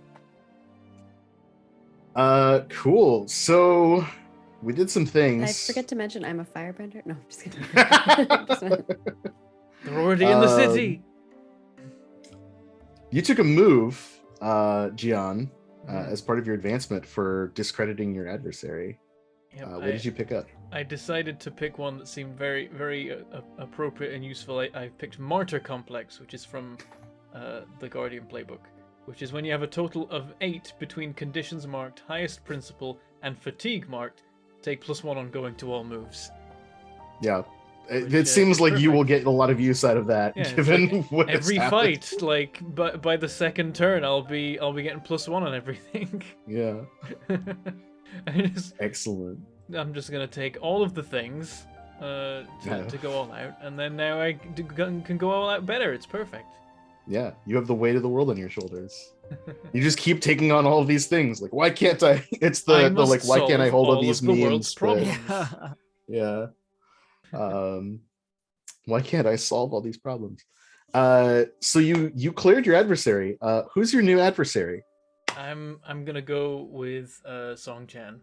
Okay, and what is your goal for Song Chen? Capture, discredit, depose, restrain, expose, or exile? Maybe expose, or it could be depose. One of the Ooh, two. both are good. Expose is When- more manageable. Let's go with expose. I want the world to know what That's he's what I was done. literally gonna say. I was like, one Yeah. of those is like possible. The other one is like, whew, it's gonna be a feat. Okay, so you're gonna try Expose and makes sense. expose what Song Chen is doing to everyone, whoever will listen. But depose could be fun because that puts Quan and Delight in a dilemma too. I mean, it's hard to depose him from leading his own family unless I kill him, which I don't think. I don't think Jan's quite a. He's not that far gone into Force. He needs to get a whole new balance track on top of the current balance track. I don't know. You just left that one guy in the cave all by himself. Well, he was an earthbender, and his troops knew he was in there already. They ran away. They'll come back. It's fine. Mm-hmm. Yeah, The so you're already rationalization is justifying your strong. actions. I I love it. Delicious. Everybody can clear 3 fatigue for having a nice sit-down meal. Yay! What about conditions? Yeah, conditions. That's another story. Okay, Yeah, I'll what just about sit here in my conditions? guilt and anger. It's fine. Yeah. So they either someone can try to comfort or support you Oh, in they another tried. moment. I gave it a go. There are ways to clear conditions as well. know, I gotta for break fictional something. things. Yeah. Break something or- important or put others in danger to clear your Yeah. angry. And make a personal sacrifice to absolve your guilt. Yeah, Yeah. What about Those are for hard. afraid? that's for guilt. Afraid is run from danger or difficulty. Yeah. Ah. You Yep. just have to run away, and then your condition will go away. hmm And while we're on it, clearing foolish is take foolhardy action without talking to your companions, and insecure is offer aid or support to someone competent. So those are ways that in the fiction, if you do that in the scene, you just clear the condition because you did it. So it's like not the Some of healthiest them way are to get rid harder. of the problem, but you're not feeling it anymore. Some of them are harder to do depending on the type of character you have made yourself. Yes. Yes. So Like- where we left everyone else was sort of in the restaurant having your chats and kind of figuring out your next steps. So I think we should jump to wherever you go as a result of all of this. You've with your newfound information, some of your new goals. What do you do? I think we need to find a place where we can all talk and not, Freely? talk more freely. Well, where would you go? Well, Delight's plan is to try and get in contact with Justice, which means going back to the Chen compound. Nothing but good things happened over there. Nothing but good things happen there, but there is a lot of places we can just like talk Yeah. there. You know, Yeah. Delight has private spaces that can be used, guarded Yeah. but private. You know, that would be my plan. Okay. If anybody has a better plan, please feel free. But I mean, Quan just wants to reconfirm with everybody that they're really in on this, and if they are, then kind of like what we need to do in order to like do the things, you know. oh no. If okay, Quan asks so- that, then Jan's so, gonna be like- like, "Did you really need to ask?" So I guess like cut to Delight's like room again. Yeah, the bedroom seems like a pretty safe Yeah. spot. So we Like, did a Yeah. costume change back as regards and stuff like that. that's a good point. You ditched your clothes somewhere. I mean, pick him back up on the way. You know, Yeah, you like, you it's fine. stashed them. Yeah, We stashed him using my outlaw tricks. yeah. So outlaw. So we do sort of a little mini montage of you recovering your gear, and Delight and Quan and 2 house guards come back into the compound. Nobody bats an eye. They're like, "Oh yeah, of course, welcome back." Yep, we're back with Quan.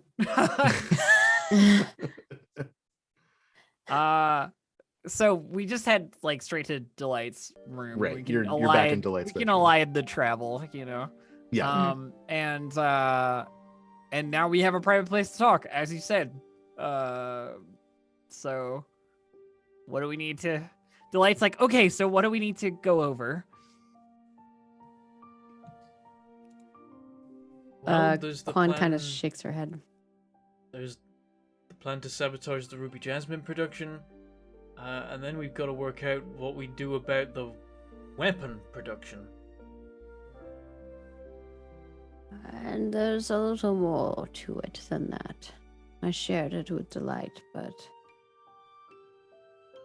they aren't just making weapons and things of that sort. They're creating something more specialized, something that will aid them in getting through the Earthbenders. It's some kind of armored suit of some sort.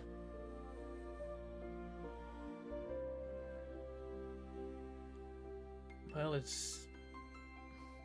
be harder to like break it, but if we can at least stop them making them or shipping them. There's two sides of it. One is, yes, shutting down the production facility or destroying it, and the other, sabotaging their supply lines, which will affect all of the things, more the weapons, I assume. If I can get a look at them, then maybe I can figure out how they work and find some kind of weakness or like way to sabotage the line or something like that. From what I could see, they operate off of some sort of pneumatic pistons. Delight looks fascinated despite herself. She's trying to look serious, but she's like, oh my god, I want to see this. And for the supply lines, can't your buddy help us out? Didn't he say as long as we can pinpoint them, we could help, or they could help us? So we're not alone in this. Well, then perhaps that's what we need to do. Shut down the Jasmine through those means, which will require a little bit of talking to some others. Same with the supply lines, but first we need to figure out where those are. And maybe a little scouting on the production facility.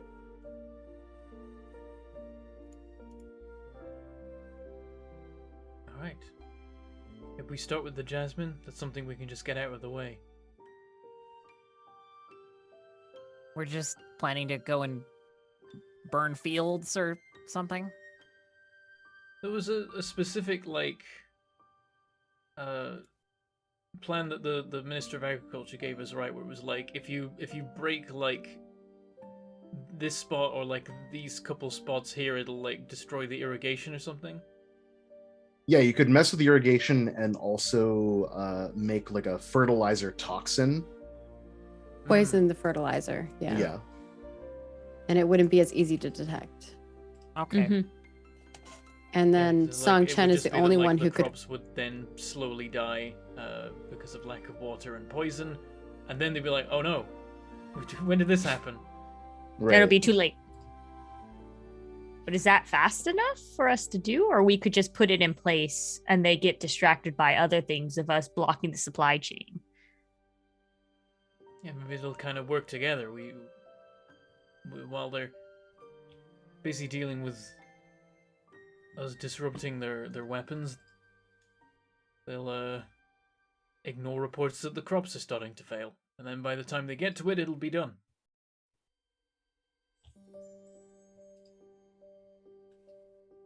I mean, Delight, you seem to know about That technology. You think you could mess up some pipes? Or where those pipes would be at? definitely. If I had any sort of look at them or some kind of plan for them, or I can mess up pipes to like nods like, yeah, no, I can definitely do that. I mean, just show me where they are. He's like, I'll punch him. I'll punch the pipes. Yeah, no, I'll punch him. I will. I'll do it. How do we take care of the fertilizer then? You want to just do the pipes and hope for the best, or put salt in the fertilizer? Is that? We could try and do both. Oh.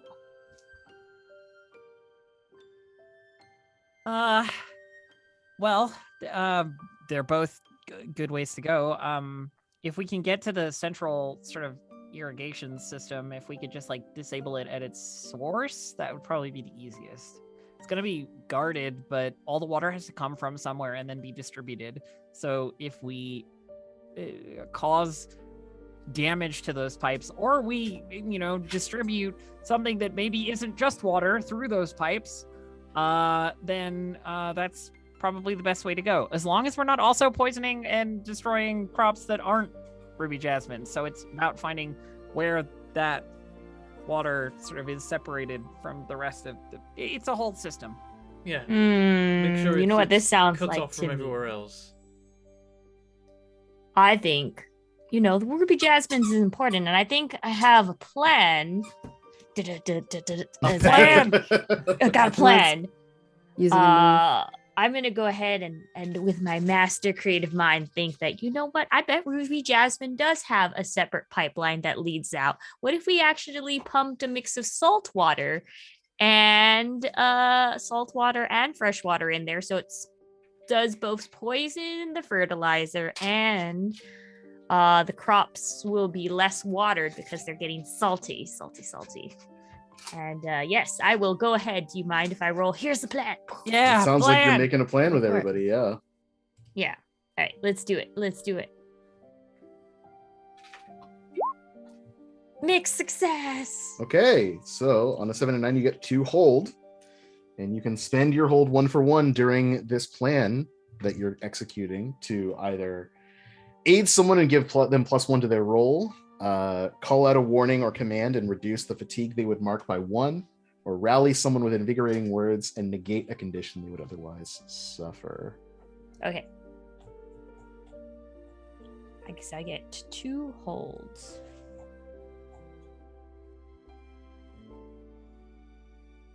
Oh, do you want me to announce which one I'm choosing? Oh, sorry. They would rally them and become inspired is the new Mhm. version. And calling out a warning would negate a condition or 1 fatigue they would otherwise mark. Because the text on the sheet is older than the PDF. So you'll spend that later when you're doing stuff. So We're just, gonna ninja just remember knight that this. you have two fun bucks to spend on effects. Yeah, so you're working out the plan, and I think because this is a Chen farm, maybe you can get your hands on kind of like a rough map of the area. And so that's sort of how you're pouring over things, is like, oh yeah, easily I could go down and requisition something.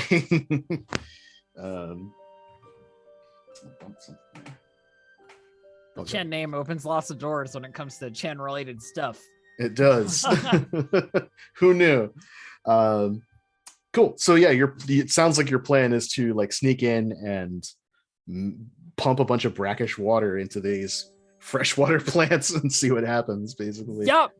Yeah. Cool. All right. Is there anything else you want to do in this moment? Anyone else? That's step Anything one. else? Yes. I guess are we gonna split up, or are we all gonna go do that? Well, it's just one thing because it was 2 plans, but then me and my We've made it Made it one geniusly. plan. Yeah, geniusly one. No, plan. no, I'm talking about this sabotaging the supply line stuff. Where we need to figure out where those supply lines are. Oh, we're doing 2? I thought we were just doing 1 at a time. We can do one at a time. That's Yeah, what I'm we can asking. we can go all one at a time for sure. Okay. So if we're planning this and like we've been able to requisition some plans and stuff and like gotten into position, or like going to get into position to do this, like headed down to the the irrigation system. Right. I think that's the plan. We're just gonna like go and see if we can like get in and get this done. Okay. Master when of would you go? disguise. When would we go? Yeah.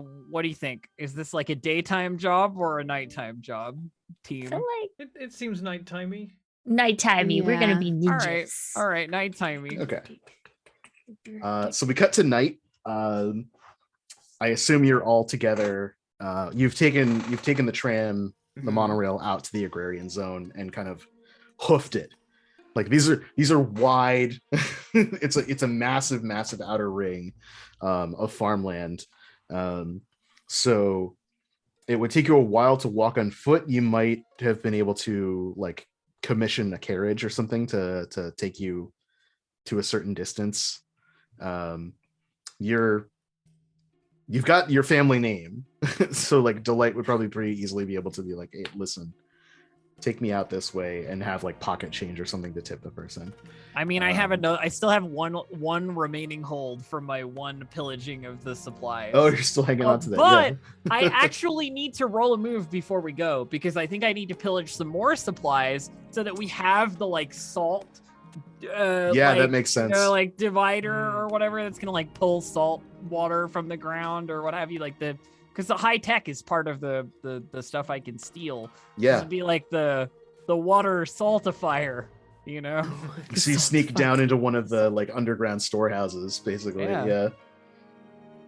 Go ahead and mark a condition and roll with your progress. I have a move, yes. Hang on. That's rating my lineage, indeed. So I mark progress. Or mark a condition and roll with my progress. Sorry. Oh no, rolling with my progress is terrible. All right. Uh-oh. All right. Awesome. Sounds promising. Let's see how it goes. I'm going to take this and then I'm gonna roll. Is there a button for progress? Am I missing it somewhere, or should I'll just roll 2d6. 2d6 Oh yeah, I guess minus you can't just 2. click on the balance to do that. What? Oh, How did I roll? That's not possible. What? Oh, you did. You have D2 D6. I still failed the shit out of it, but I mean, a 7 is still a mixed success, right? It's A 7 is. a 7 would be, but this is a Yes. 6. So I have that's here's the plan. I'm gonna add a +1 Oh. to that, so it's a mixed. Oh, success. because Nice. that is executing the plan, is like getting the supplies in the first place. Yep. Okay, cool. Nice. So you get to choose one. You hold one resource, and I have 2 resources. Okay. So we can, would you like an additional resource? You nabbed your goodies quietly, and your lineage is none the wiser, or you steel yourself for what you're doing and avoid marking a condition. I think we're gonna nab the goodies quickly and quietly, because that's what we need here. I've got the one resource, which is all I need. Yeah. And then the extra.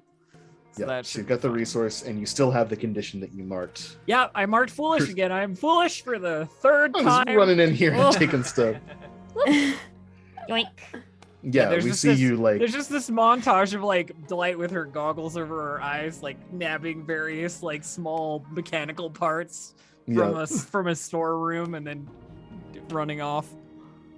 Yeah, it's like you're like down the hall from the people like walking around, the Chen scientists, and you slip away into the shadows. Cool. So we cut back to the farm. It's night.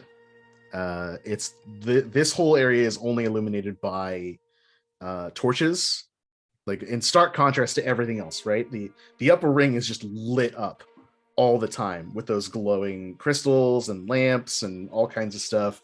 The middle ring is sort of off and on. The lower ring, well, there's people's house lights and stuff. Street lights is not really that much of a thing. But out here, it's just like dark. There's the starlight, and then there's the torchlight.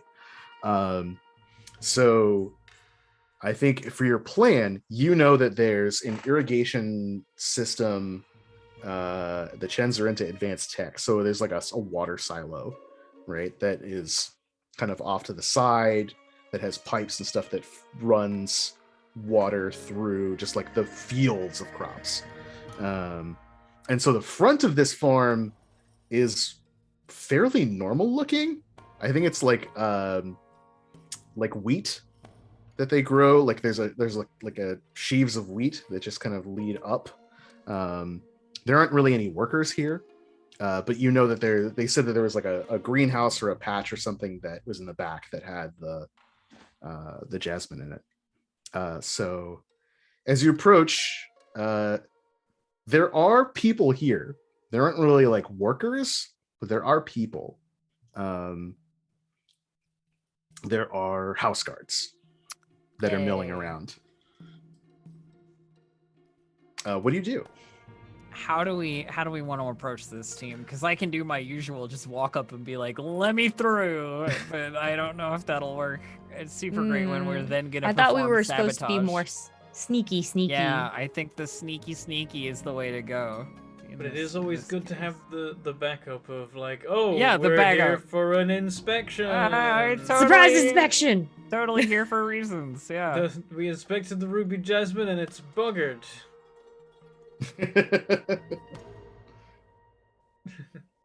All right, so we need to I'm done with sneak that. our way quietly past the house guards. I suppose. Sneaking, and then like our secondary option is we'll The secondary option is if we're noticed. just act like we belong here. Totally supposed to be here. Yeah. Yeah. Are you? I have a question. Are you dressed as Delight's honor guard, or are you dressed for like stealth and mobility? I would assume we're doing the ninja moves, Yeah. right? Yeah. Yes. Darker Yeah. clothes, more mobile, right? Chi was very adamant about dressing like ninjas. This is the moment waiting. Another dress montage. Anytime there's a dress montage, Chi will dress It's a very important part of the plan. Yeah. dressing. Very important. She's like, we have to fit, look the part. Gotta look the part, of course. It's about aesthetics, right? Okay, so you're sneaking. How are you sneaking? Who's sneaking? Where are you sneaking?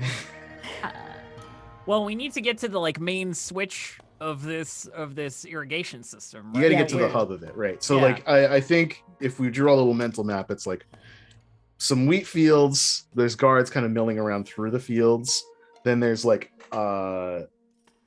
further fields that go back, but there's like a central like farmhouse type deal with some like it forms like a quad of buildings. So like farmhouse, storehouses, like silos that kind of forms like a square, and then off to the side of that there's the irrigation system, and then the like Can we sneak through greenhouse area. the wheat fields to get there? you could sneak through the wheat for sure. Yeah. Yeah. All right. Might give us cover. Wheat sneaking, I indeed. feel like- like Who's taking point? She?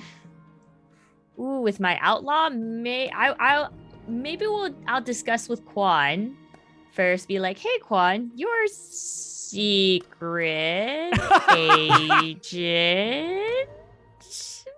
Your secret. So Quan would definitely volunteer to go first.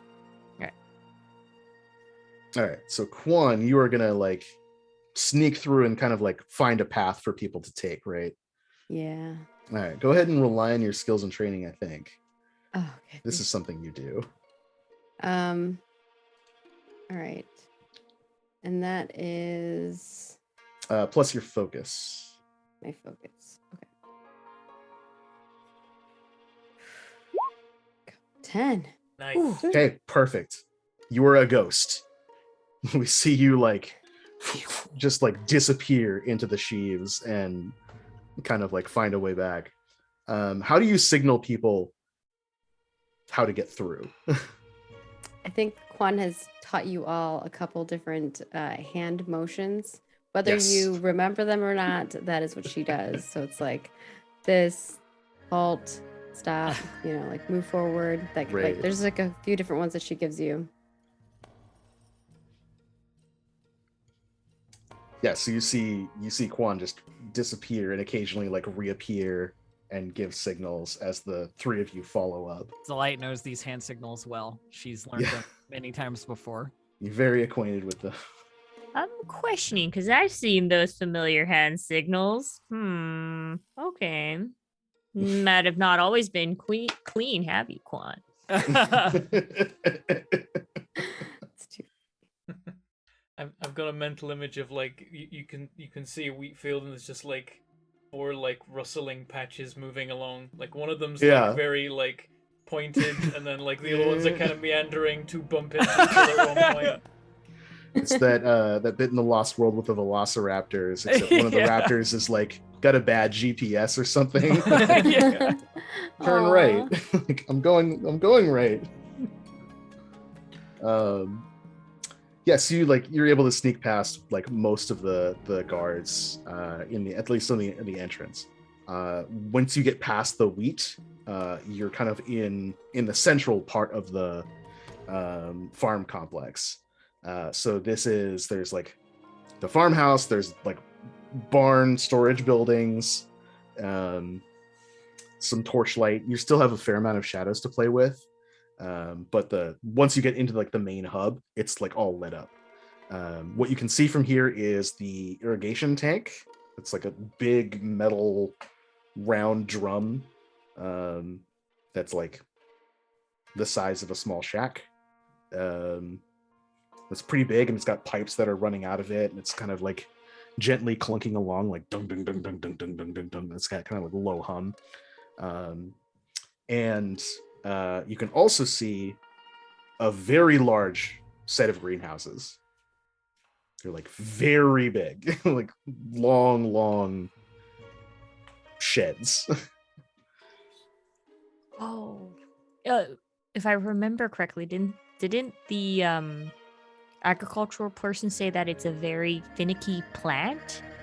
Yes. It's very delicate. Mhm. Yeah. Ooh, that might be that the greenhouses are where, or the irrigation. I'll sneak over to Delight. Be like, Delight, the greenhouses or the irrigation system? Well, I mean, the irrigation system is going to have to feed into the greenhouses if they're being watered from the outside anyway. So if we want to get them all at once, I think the irrigation system is the best way. Okay. Also, that's what I prepared for. She like hefts a bag of like Yeah. goods. Quan will stay on the lookout and be keeping an eye out for and listening for anything that might be coming their way while they're trying to get stuff done. Yeah, you're like covering for everyone while they're Yeah. doing lookout. I don't- roll I your don't do the creativity to assess the techie stuff. situation. Oh, creativity is this? Yes. Okay. Oh no. I have like a -3 to this, so Oh, Uh-oh. how do you have Oh. -3 creativity? well, I have -1 and now I have -2 because Oh, from a condition. Angry. Yeah. Yeah. Oh. Right, it's assess the situation. I have -2, right? Yeah. Mm. Ah, Oh! yay! How? Oh, because I You rolled a rolled 6 and a 5. 11, yeah. Nice. Wow. Ooh. That's math, baby. That's crazy. That's luck. Great. All right, you get one that's- question from that's the math. lists. Okay. I guess. Hold on, I gotta bring it down.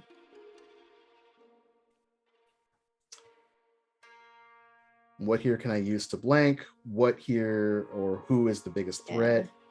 What should I be on the lookout think- for? Yeah. What should be on the lookout for? Yeah. Or, yeah. What is the greatest danger? I guess is kind of probably the better one. What is what is in the greatest danger? Oh, in the greatest. So there's never mind. who or what is the biggest threat, and who or what Yeah. is in the greatest danger. I guess what's the biggest threat? Yeah. Yeah. Okay. Two things. One, now that you're back here, there is a really cloying, sickly sweet smell in the air.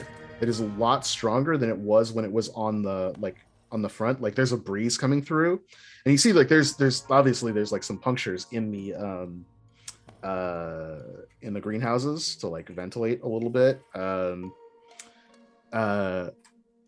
Something is like coming. The smell from the greenhouses is like making you a little woozy. Getting closer to it would probably amplify that effect. The other thing that's the big threat, back here there are laborers who have like various kinds of farming equipment, and they look completely just like they're moving like machines. They're obviously not machines, but they're just like tilling land still. it's night, it's dark, people shouldn't be working. They're on that still Ruby working. Jasmine. And they're armed, like they have like machetes and stuff with them. Armed with machetes. Yeah, well, they're using it's like some of them are using it to like harvest stuff, dig it out Instead of the of a earth or sickle, whatever. they have like a machete.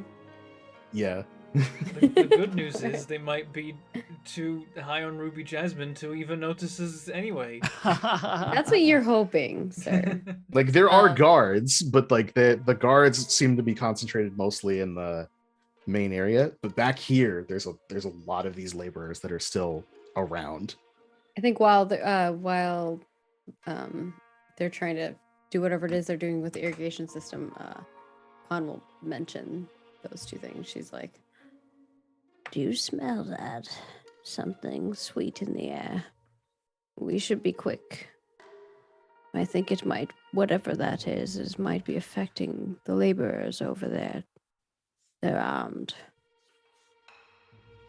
Okay, I'm gonna move as quickly as I can. Like, looking for the like sort of main pipe system that leads to the greenhouses. I'm trying to prevent the wheat from being contaminated, obviously. Yeah. But I am looking for like how this irrigation splits to the greenhouses.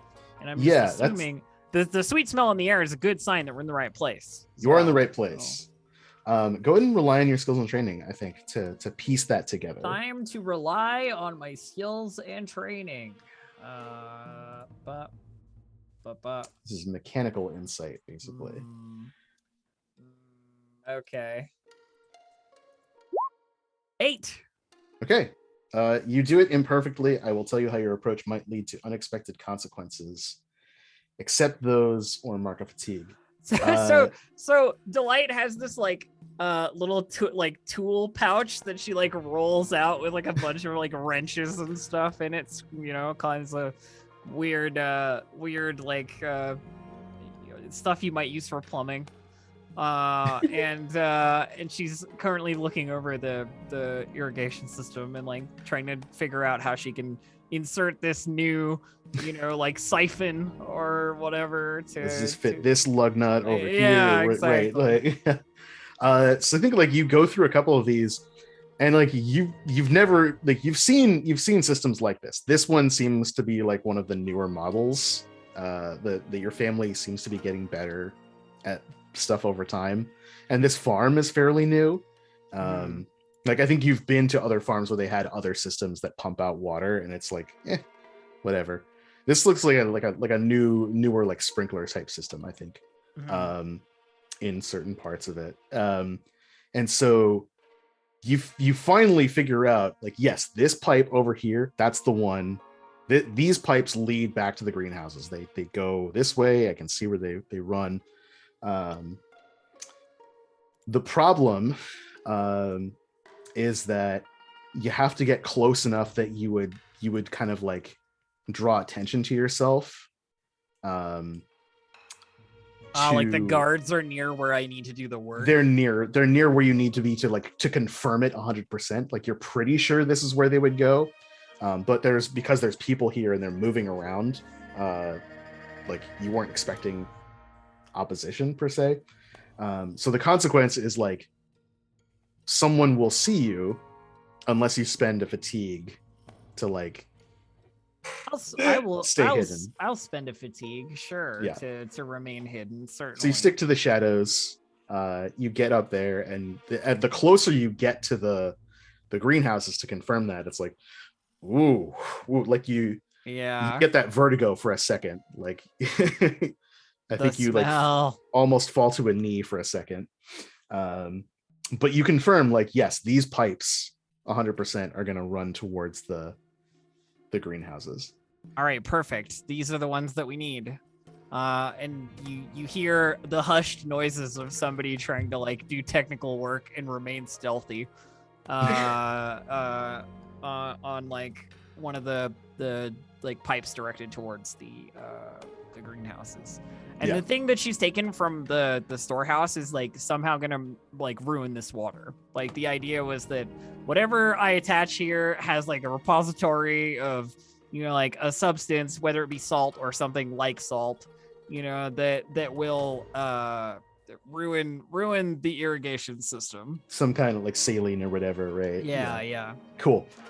So you start to do that, and you're right. It is not a quiet process per se. Like no. So two things are going to happen here. One, I think you probably need to spend a resource for your family's whatevers, Of right? course. Which is tech and cold hard cash. Tech and use the high technology to spend. Yeah.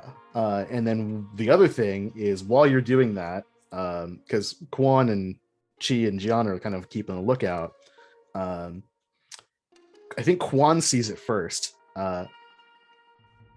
Two of the guards from the farmhouse look up. I think they're like leaning up against a porch, sharing a bottle of something. And one of them like slaps the other. It's like, hey, did you hear that? Let's go check it out. It's one, and the other one says it's fine. We got the people working. Like, you kidding me? Those they have no idea what's going on. They won't do anything unless we tell them to. Come on. And so two guards start sauntering towards whatever noise is coming from the irrigation center. What do? Quan will point it out to Sean and Chi. Distraction? We could do a distraction. Maybe you could send your little creature out. If it's just an animal out there, maybe they won't. Oh, all right. I was just okay. All right.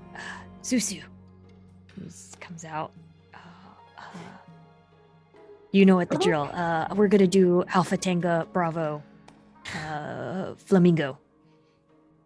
I want to know what Nods. that means. Is And he gonna just- steal like a vegetable or something? Juggle? I think because they have like I guess what would it would be something either metallic or like just run a distraction. That command is either run a distraction of some sort, like with a metal object to kind of make something. Yeah. Okay. These are house guards. So they're wearing black and gold for the Chens with like simple armor. One of them's carrying a torch. I think they both have clubs with them, just like truncheons. Tonfa. They have Tonfa, of course. They're two They're both wearing Tonfa. But I think because they're house guards, but they're not like city guards. They can have a little bit of personal flair. So like, I think one of them has like a fun necklace, bracelets. ooh Uh, shiny. she has some like cool like silver bracelets that are just kind of like jingling. And so Susu like runs up and tries to like yank the bracelet off of her wrist and is like jangling it. And she looks down like, go ahead and roll with your creativity to trick an NPC. Do it. Success. Oh, 11 too. Oh, great success. Great success. You get two options. They stumble and you get +1 forward to do stuff against them.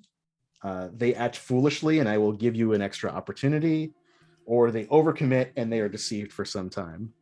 Ooh, overcommit Yep. and also an opportunity. Okay. I think so. The one of the guards is like, "Hey, get off of me, you little what is this? A blue rat?" Like trying to grab Susu. Susu is like running all over like her body like a like try and grab. It's like whack-a-mole, right? Try and grab him on the shoulder. He slips over onto the other shoulder. And the additional opportunity they give you, I think, is the two of them turn their backs to both of you, because like they're completely focused on getting Susu. Susu is like master distraction, where like is jumping like between the two of them occasionally, or like running around in circles.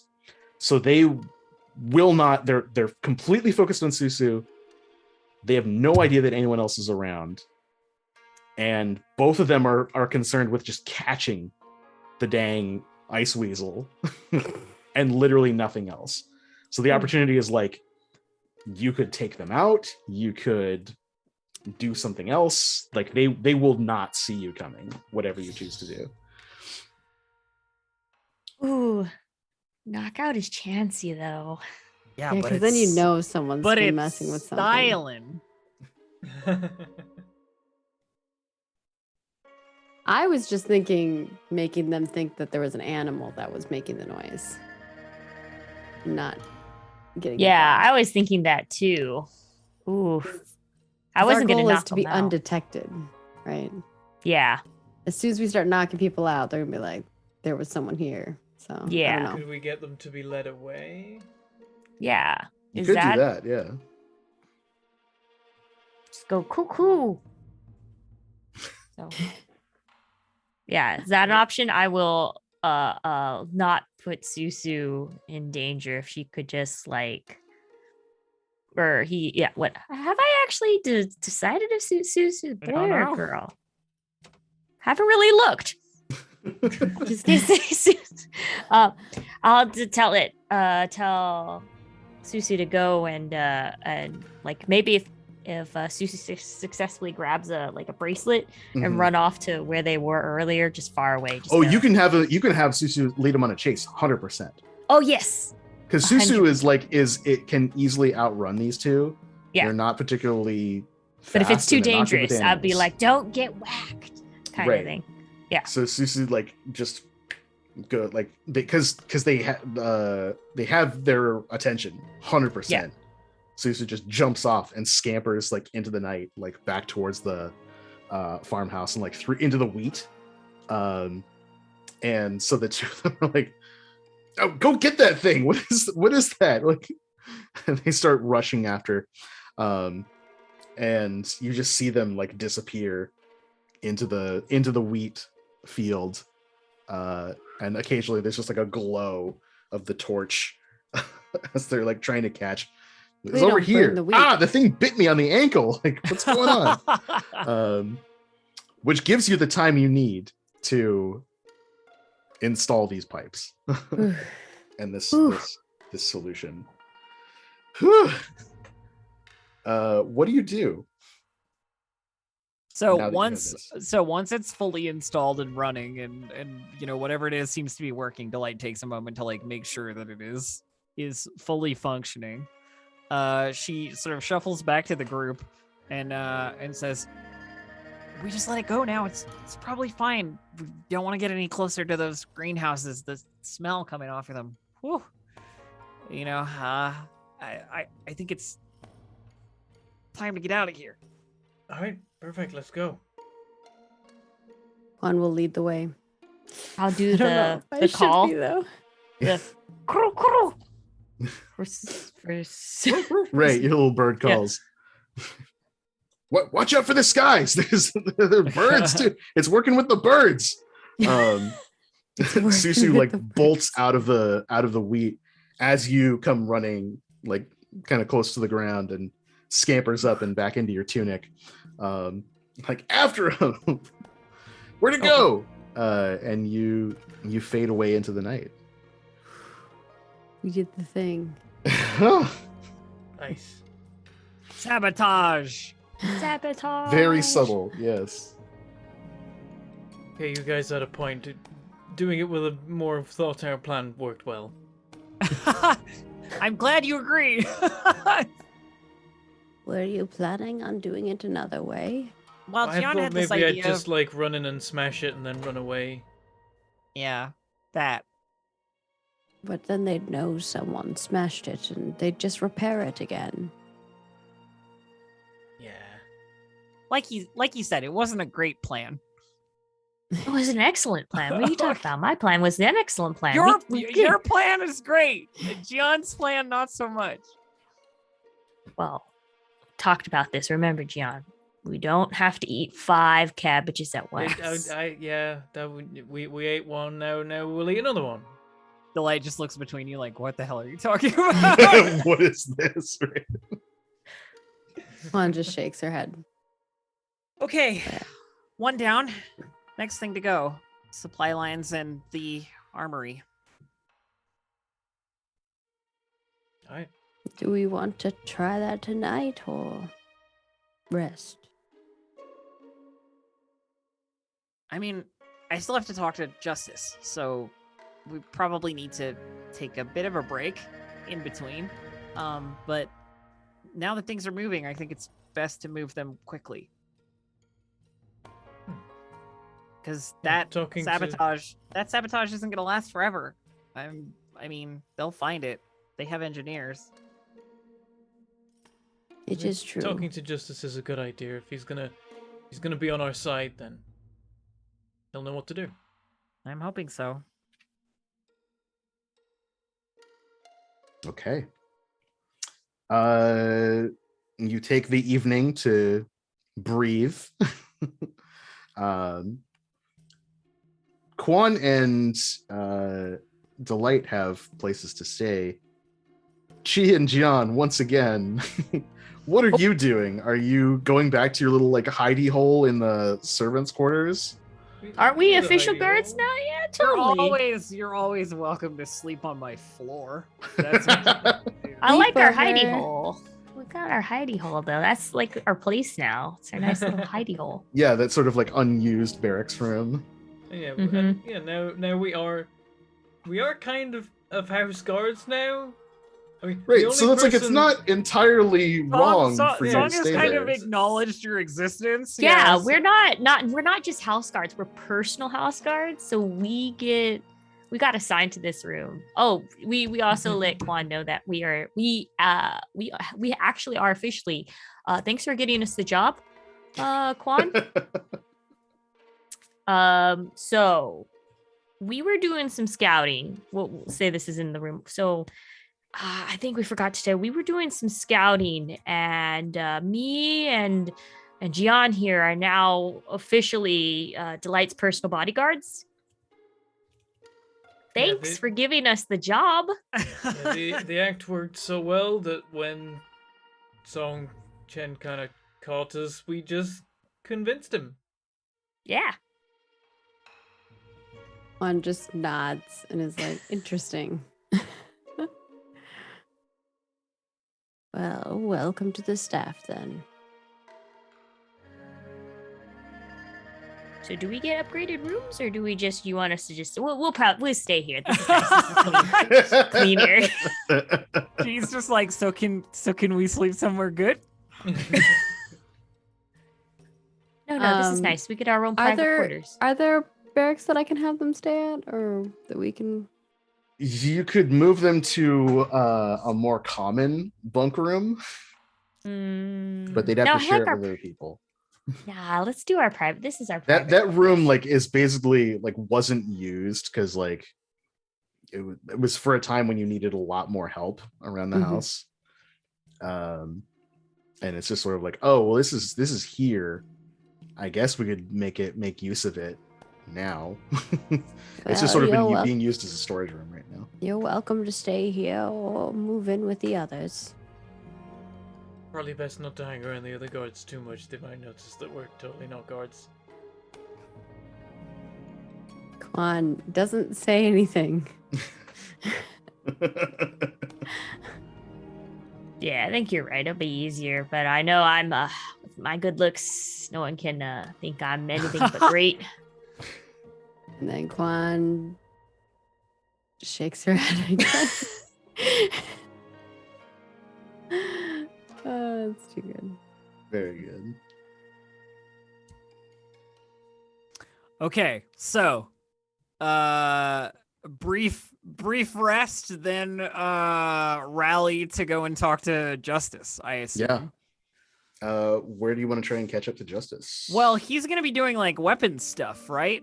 He sure is. Or like development. So like wherever this stuff is being, the places that previously Delight has not been allowed to go and mess with. These are the places she's now gonna go and mess with. And she's been told to like sort of report to Justice basically to like help with the development of things. That's by true. Her father. So that's where she's gonna go, and with her many assistants. Yeah, her entourage. Yeah, her entourage. Of She just has like a little mini army. So Yeah. Yeah, you find Justice at one of these. We're back in the underground. Yeah, complex. like through the unlockable door, and okay. Chunk, chunk, chunk, chunk, right. Down multiple passageways. So you catch up to him in an area, one of these like labs, effectively. It is not a full-on sci-fi lab, but it's pretty developed for where we are in the world of Avatar. We've got like alchemical, like chemical sets and stuff like that. We've got alembics and whatnot. Racks of gear and machine bits and tools and stuff like that. There's a bunch of there's like a handful of scientists, engineers who are doing various work on like workbenches or writing down notes with like tablets and clipboards, quote unquote, journals. They've got little like journals they're just jotting down notes in. And Justice is sort of like bouncing between tables and checking in on people, like, hey, move that, don't forget to carry the 2 over here. Like, how's this experiment coming? That's about it. So when you come in, he sort of like looks up. He's wearing his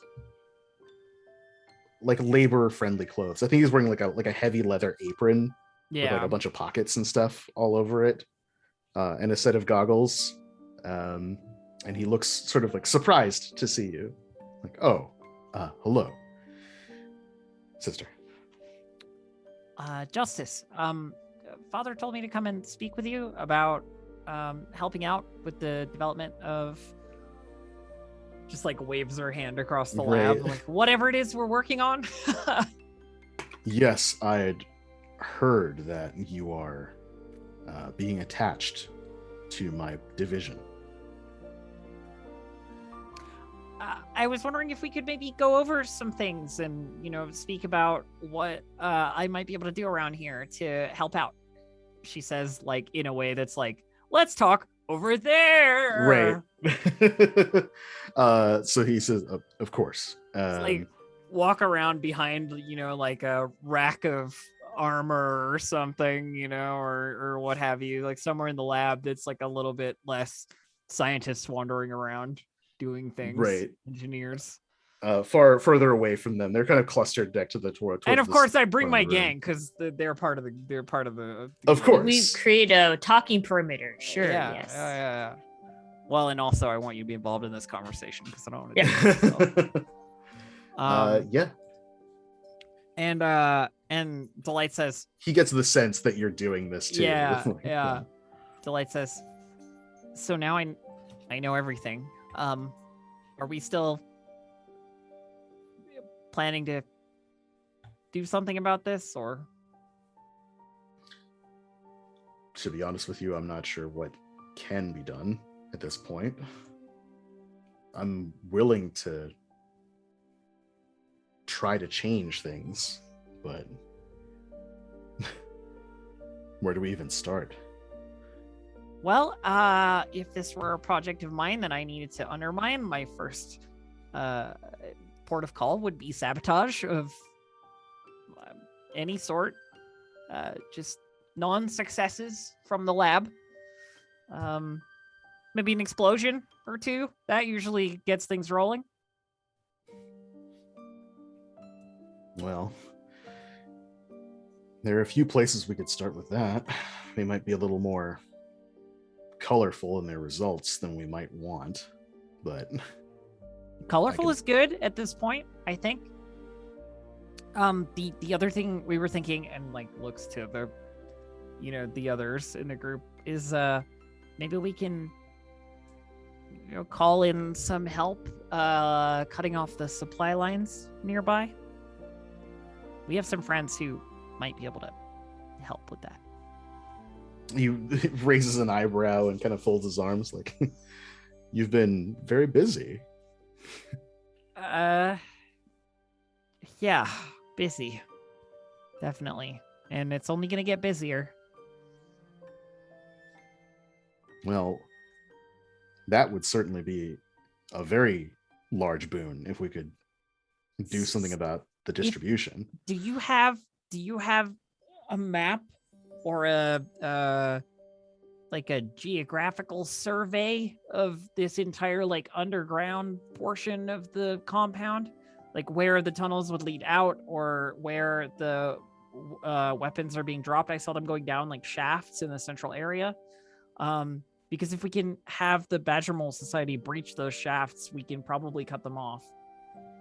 We had blueprints drawn up for the whole compound years ago. We would have to go through the archives for them, but we could get our hands on those.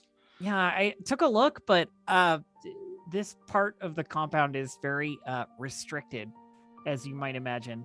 I mean, like, I took a look, was like 3 years ago when she wanted to learn everything about everything, like to do with this place, and there's still stuff she couldn't find. So it's possible. Yes, when you're looking in certain places, it's difficult to find information. And this particular wing is not well documented. There are places within the archives one could look that are more off the beaten path. I can try and sketch up some pathways that I'm aware of. I admit I'm more of a development than distribution specialist. But I can get you that information, what I know. That would be helpful, I think, because if we combine that with sabotaging the results coming out of this laboratory, and putting a wrench in the works, metaphorically, then I think that's our best option. It's gonna be loud, but I think that's our best option. All right. Well, there are different ways we can go about doing that. There's some supplies and materials, a bit of what's on hand, and might have to improvise.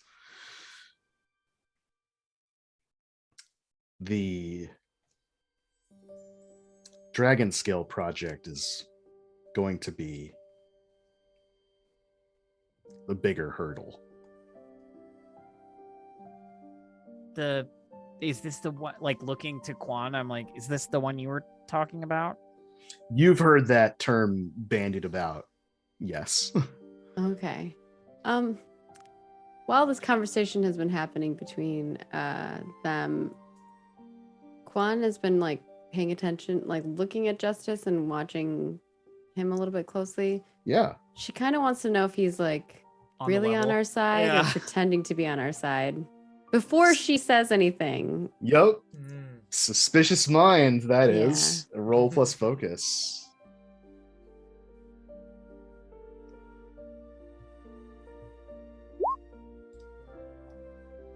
9. Okay. You get one question. Are you telling the truth? Yeah. Yes, he is. Refreshingly. Justice is like where Song loves to like play mind games. You could that Justice is good at that. You've seen him do it. Yeah. He really doesn't like doing it to Delight. Like Delight, for whatever reason, like he just like you have a connection that the rest of the family like doesn't really share. Everyone else seems kind of like in their little spheres, but the two of you just have always had something, probably with your shared interests and views. It's like, yeah, no, this makes sense. And so like he seems like genuinely interested in in helping you, and like, oh, there's information. It's probably over here. We don't have it right away. Like, he's not trying to give you the runaround. He's like, it's Yeah, just he's buried. not like, that information's hard to get right now. Right. But I It's can not totally like, oh, get it just for slip me you. a few $100 and Yeah. maybe that'll change. Right. With that, you kind of can see a little bit of a tension release from Quan. And she just says, that is the name that I saw on the paperwork. Okay, so you were somewhere to start then? Yes, I should show you the project at the very least. Of course, I'm supposed to be updated on all outgoing projects at this point. I think officially, so that shouldn't be a problem.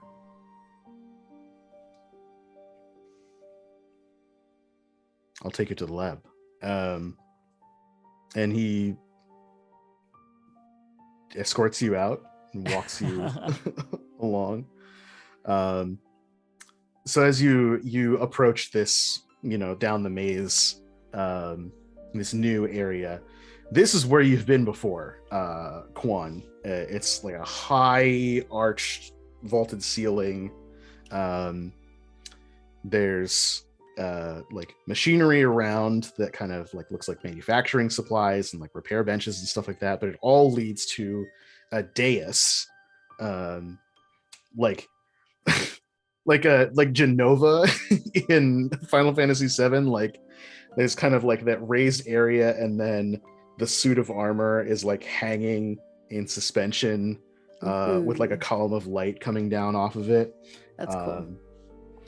That's where it was the last time you were here. So like, as you're kind of, he's explaining things as you're like walking in, and no one's in here right now.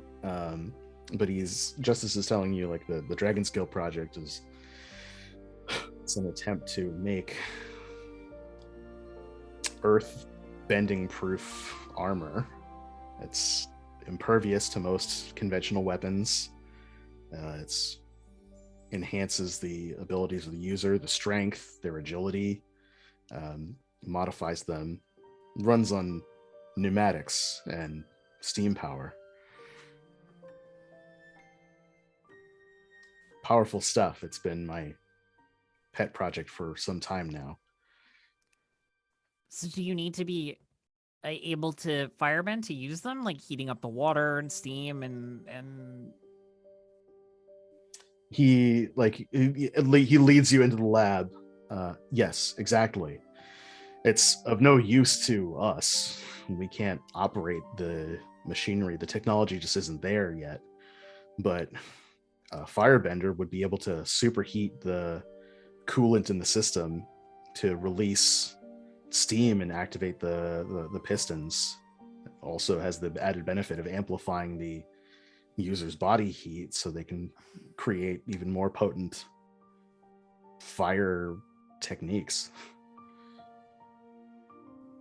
That's certainly something special. There's like this a look in Delight's eyes that's like interest beyond sabotage, if you know what I mean. Like they're talking about this project that is like vastly ahead of like any other technology of the time. It's like bleeding edge. It's like bleeding edge shit. She's very excited about the idea of like seeing these things and like getting a close look at them. You get in and he's like, we've been working with a handful of liaisons from the Fire Nation, obviously, to test it. We couldn't make any use of it on our own. The whole point of being contracted by them is to provide suits for an elite unit of shock troops that would be able to use these things, and we need them on hand. We've been in working with them over time to make sure that it's actually a worthwhile project. And you walk in, and where the suit of armor was, it's not up there because it's on a person's body. Oh shit. There is someone in the room who is like, you walk in and like they are doing a firebending kata in the armor, like testing its mobility, of like Ooh. swinging the arms. They turn around, and then there's like a jet of flame just like pops out of the wrist. There's like hissing of steam. This armor looks like medieval, like It's like a heavy big. It's like Han a big. plate, but with pipes Yeah. and vents, like a war jack, like a war machine. Yeah, like, yeah. I was right? gonna say. It's chunky, like and so this person finishes the movements and just turns to face you as you're standing there, and like there's a full helmet and everything, and just stops and just drops to a resting position. I think Delight just like stares up at it like, neat. You know, there's this like, holy shit, I do not want to have to fuck with that, but Right. also like, holy shit, I want to be in charge of that. You know, like, Yeah, like it looks Juan- awesome, and it's horrifying to imagine having to face it down. yeah. Juan looks pretty horrified, like, oh god, if this gets in the wrong hands, it's gonna be bad. Yeah, I think that's I'll Jan's look over position to. is like, that's Yeah. gonna be coming at our walls if we don't stop it. Yeah, a 7-foot tall battle suit. I turn to like Delight turns to Justice and says, "So, what can we do against the dragon scale? Exactly?"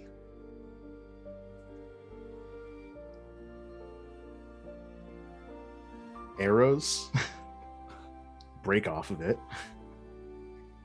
It's able to turn away most swords, spears, pretty much anything we can throw at it.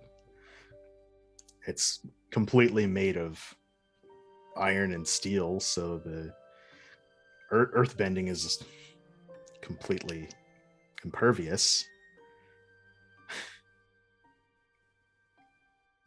Your guess is as good as mine. I mostly meant the part that we're gonna be trying to do. You know, from the inside.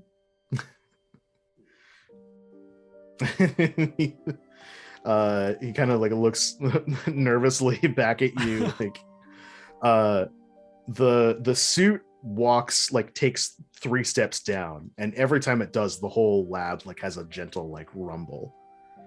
It's just like chunk, chunk, chunk. It walks over to the group. Just chunk, chunk, chunk.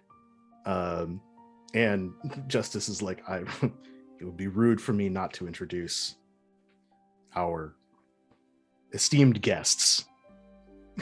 Of course. Like Delight stands at a, polite attention, because this is a military situation to some degree. Yeah, the suit like just looms over you and taps the helmet, and a faceplate shunts up. So this thing, like, I think it's not just like it's big and metal, right? I think it's got like really intense like dragon pauldrons and stuff. It's got like a Cool. demon face for the mask. The faceplate shunts up and a voice says, "Hello, sister." Oh shit, it's Han, isn't it? And Justice says, "May I introduce Han of the Fire Nation?" Delight sort of, polite head bow, because it's like, what do you do in this situation? And then like surreptitiously, while her head is down, like looks over towards Quan. Quan just kind of freezes, and I mean, you all have seen her. She's usually always like quick to, witted and to react, and not really ever surprised. She's like pale white, like she's seen a ghost, and she doesn't say a word. I was like, I'm afraid of who's inside of this. I Yeah. knew you were gonna do this. Yeah, I was like, oh shit. Delight, not Delight, sorry, Justice. Justice like looks really uncomfortable because he's like, may I introduce Han of the Fire Nation?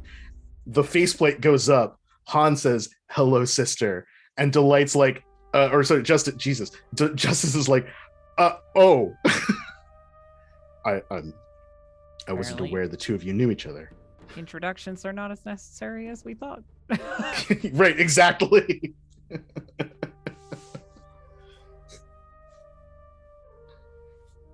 Quan does not say a word. Quan just looks like she's seen a ghost. She's super like pale Yeah. white. Han is just like big smile, big broad shit-eating grin, you know.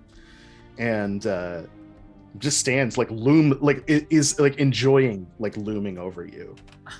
We're like shit. almost like cutting back to the moment of him standing over Dai Jinya's body. Like, it's so good to see you again. You haven't changed a day. Quan looks up and says, "But you perhaps have."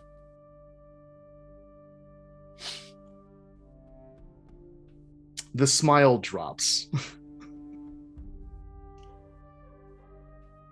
Yes. For the better.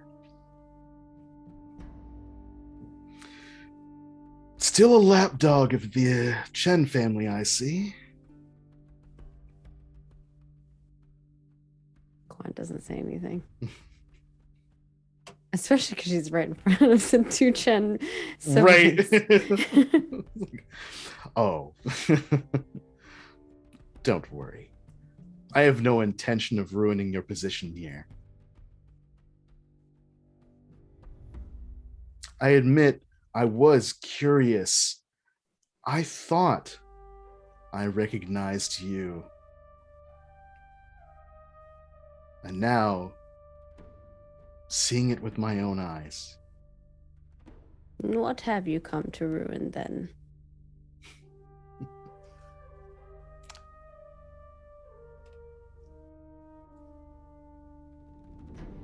A tenacious resistance movement.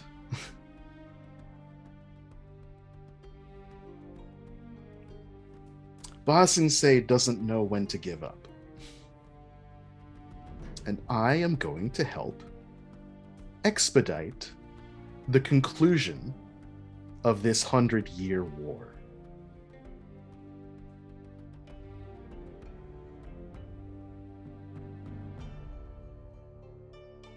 Don't look at me like that, sister. Don't you want to be a part of history?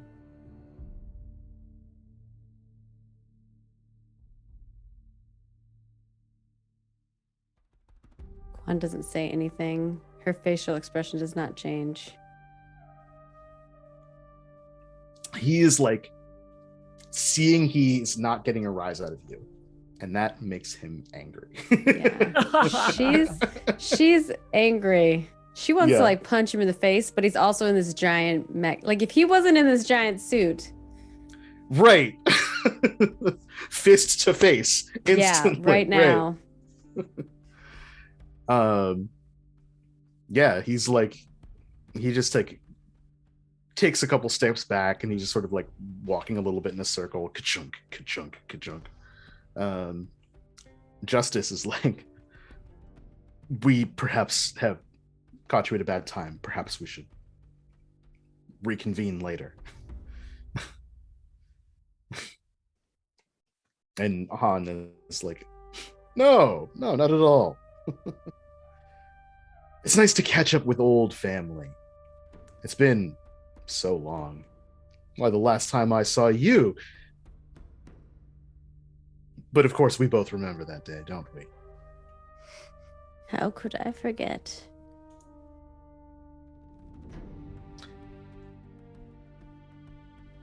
You could have fooled me. And he gestures at where your necklace used to be.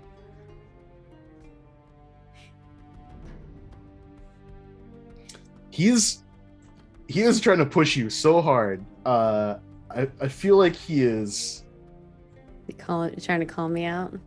I think I want to dovetail into it, like, because I think that on its own is like, how does that make you feel? Him like gesturing to your. She's writhing. Like I said, if he was not in that suit, he'd be getting punched, like literally punched in the face right now. Yeah, take a Like, condition. the second he steps out of that suit, she's like coming for him. Yeah. What would you like me to do? Mark a condition. Okay, what would you like me to mark? Whatever you feel is appropriate in the moment. I mean, I'm already angry. You're already and angry. guilty. Double angry. I wish I could be double angry. I would take the -4.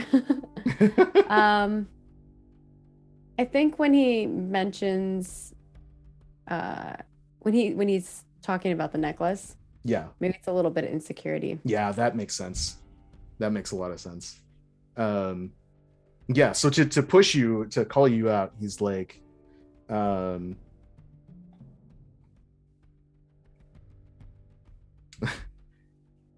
Justice, you don't need to hang on to her for extra assistance. You can just let her go her own path. I will take it up with your father personally. There's nothing for her here. It's time that she broke off and started living her own life instead of someone else's. Time for some Agni Kai, motherfucker. After all, I did. And look how much better I am off for it. He's trying to push you towards self-reliance rather than trust. Okay. Do you want to take the shift in your balance or resist it? I think she will try to resist it, and she can speak up in regards to that. Go for it. She'll step forward, and like kind of standing in between Justice and Delight, and kind of looks to both of them, and then back at her brother and says, "You may think you're better off than me, but that doesn't mean that you are. The Chen family are worthy of my assistance, and I would give my life to each of them." And she kind of looks to Justice. Yeah. Like, she says those words, like he knows that Quan would like give her life for him. Excellent. Roll flat 2d6. All right. Do you have foolish marked? I do. No, Okay, I don't. -2 to it. I don't have foolish. Okay, then you're good. Yep. 2d6 flat. Ooh. Did I do that? Oh, is it slash? You need the slash, yeah. Slash. Oh, maybe an easy space. Space between R and 2d6. Oh my god. Without the you don't need the brackets either. I think the brackets do the thing though. I think with the brackets is what you do when you don't do /R, I think. Yeah, that's why I thought I didn't have to there do you go. slash. Well, you don't do the R at all, then I think. Well, that's not great. On a miss, Yeah, they know that's just what bad. to say to throw you off. Mark a condition, and I shift your balance twice. Oof. He is. Yeah, he's shifting your balance towards self-reliance, so it goes twice back towards that direction. All right. You're like saying what you believe, I think, and I think Yeah. I think it's just like in the moment, like he is right, and you know that he's right, that like your whole life is you're giving it to them, Yeah, but I'm giving also that. you've given up a lot to get to this point. I think actually Elf is 100% right. Like he like after this like discussion, it's just like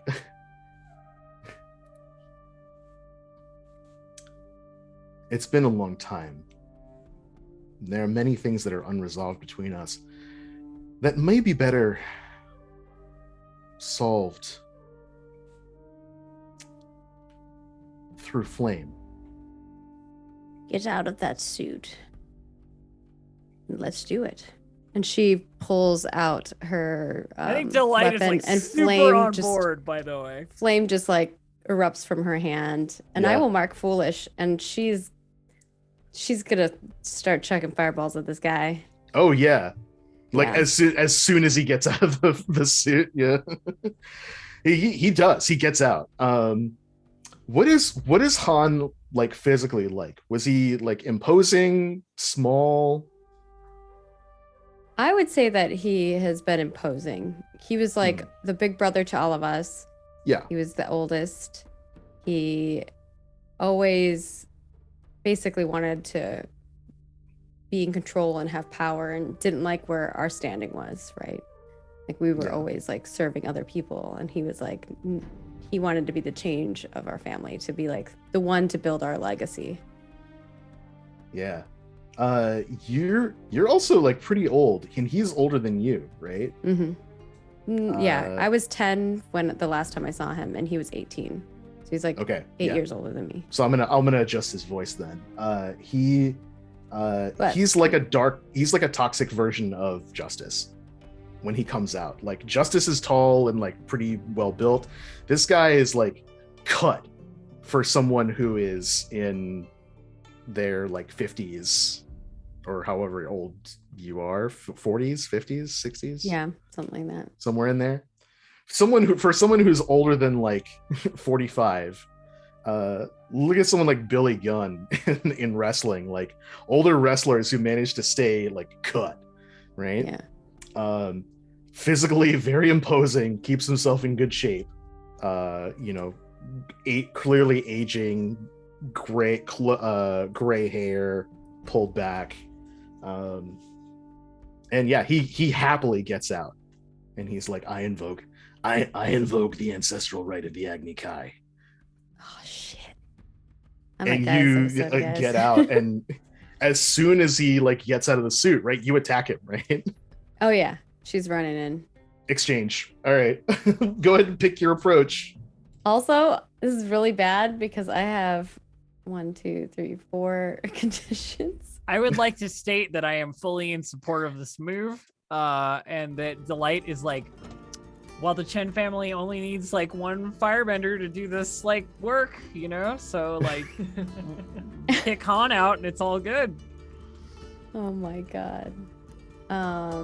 Just throughout this whole thing, I've just been like, what is happening? How did this? What? They're What's siblings. going on? They're fighting now. So much just boom, boom, boom, boom, boom. What's an Agni I thought Kai? you Did we had not issues. intervene?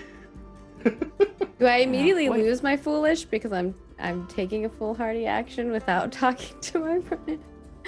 I think if you just jump into this fight, yeah, 100% you clear Okay. it right away. Yeah. Yeah. Yeah, but we are both very confused. We do not know what is going on. We have I no think- context. I think Delight gives you like the stand back gesture, you know, Okay. like just to try and like this is for Quan to do. Firebenders are crazy. What is the approach you're going with here? Are we doing combat maneuvers and stuff? Yes. Oh, she's running in. She's attacking. Yeah, I was gonna It's go out on a attack. limb and say advance and attack. Advanced attack, yeah. Yeah, okay. Go ahead and roll with your passion. He is also advancing and attacking. Okay. Advance and attack.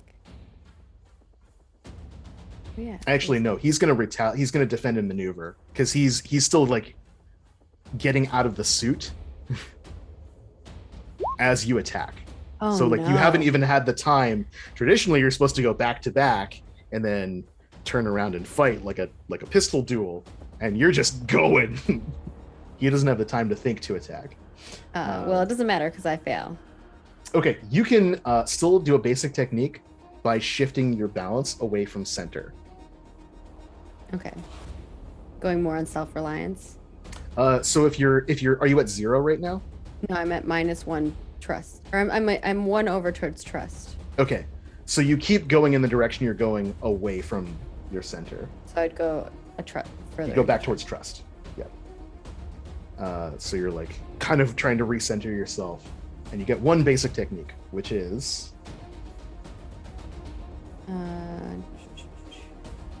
I am going to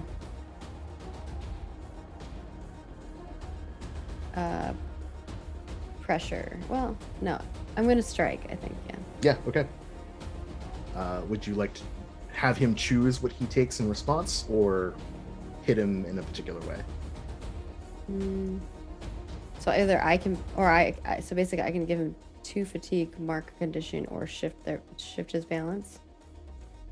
Yes, either he chooses to mark 2 fatigue, a condition, or shift his balance away from center, or you mark a fatigue and make him mark 2 fatigue or a condition.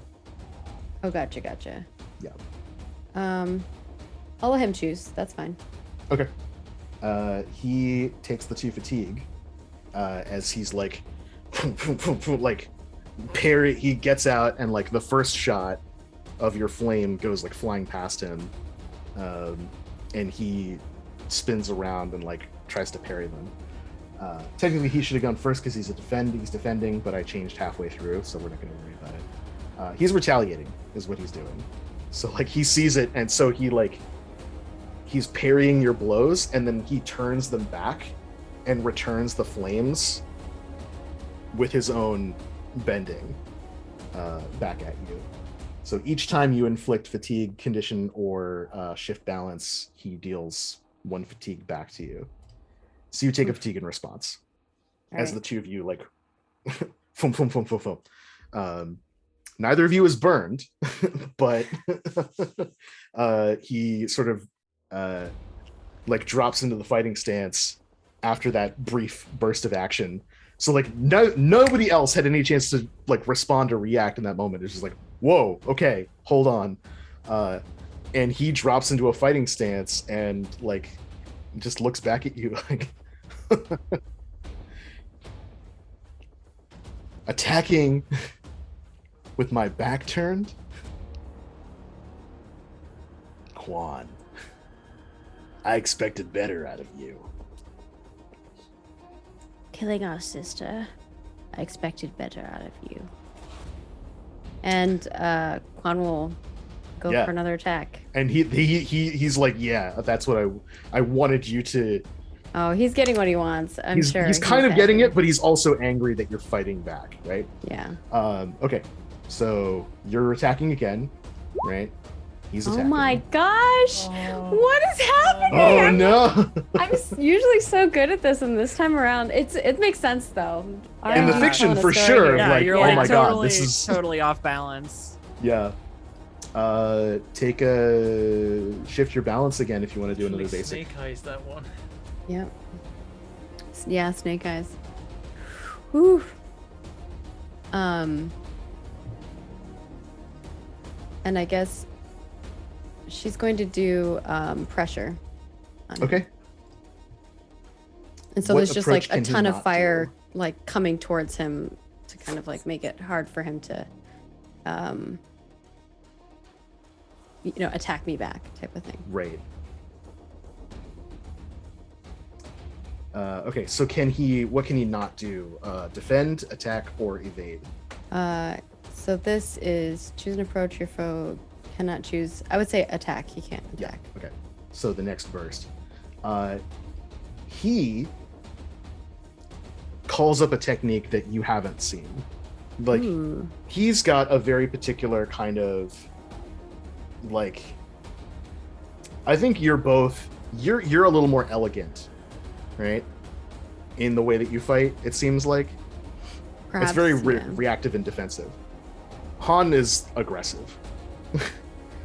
Han, like, dodges the blows, but he's like taking kind of like shoot, I can't get a good shot off. But somewhere in there he takes some flame like and spins around and hurls this giant disc, like a 2-foot long diameter like disc of flame that just spins at you like a buzzsaw. Oh my gosh. This is a special technique. He marks a fatigue and he deals you 2 conditions. I think that knocks me out. Oh snap! Because I will take foolish and afraid, and then I have all of them marked. Or Okay, if they're is it all when marked, you're not taken out. If you So it's one more. would take an extra one, then you get taken out. Oh, Oh okay. my god. Yeah, so you're full up. Okay.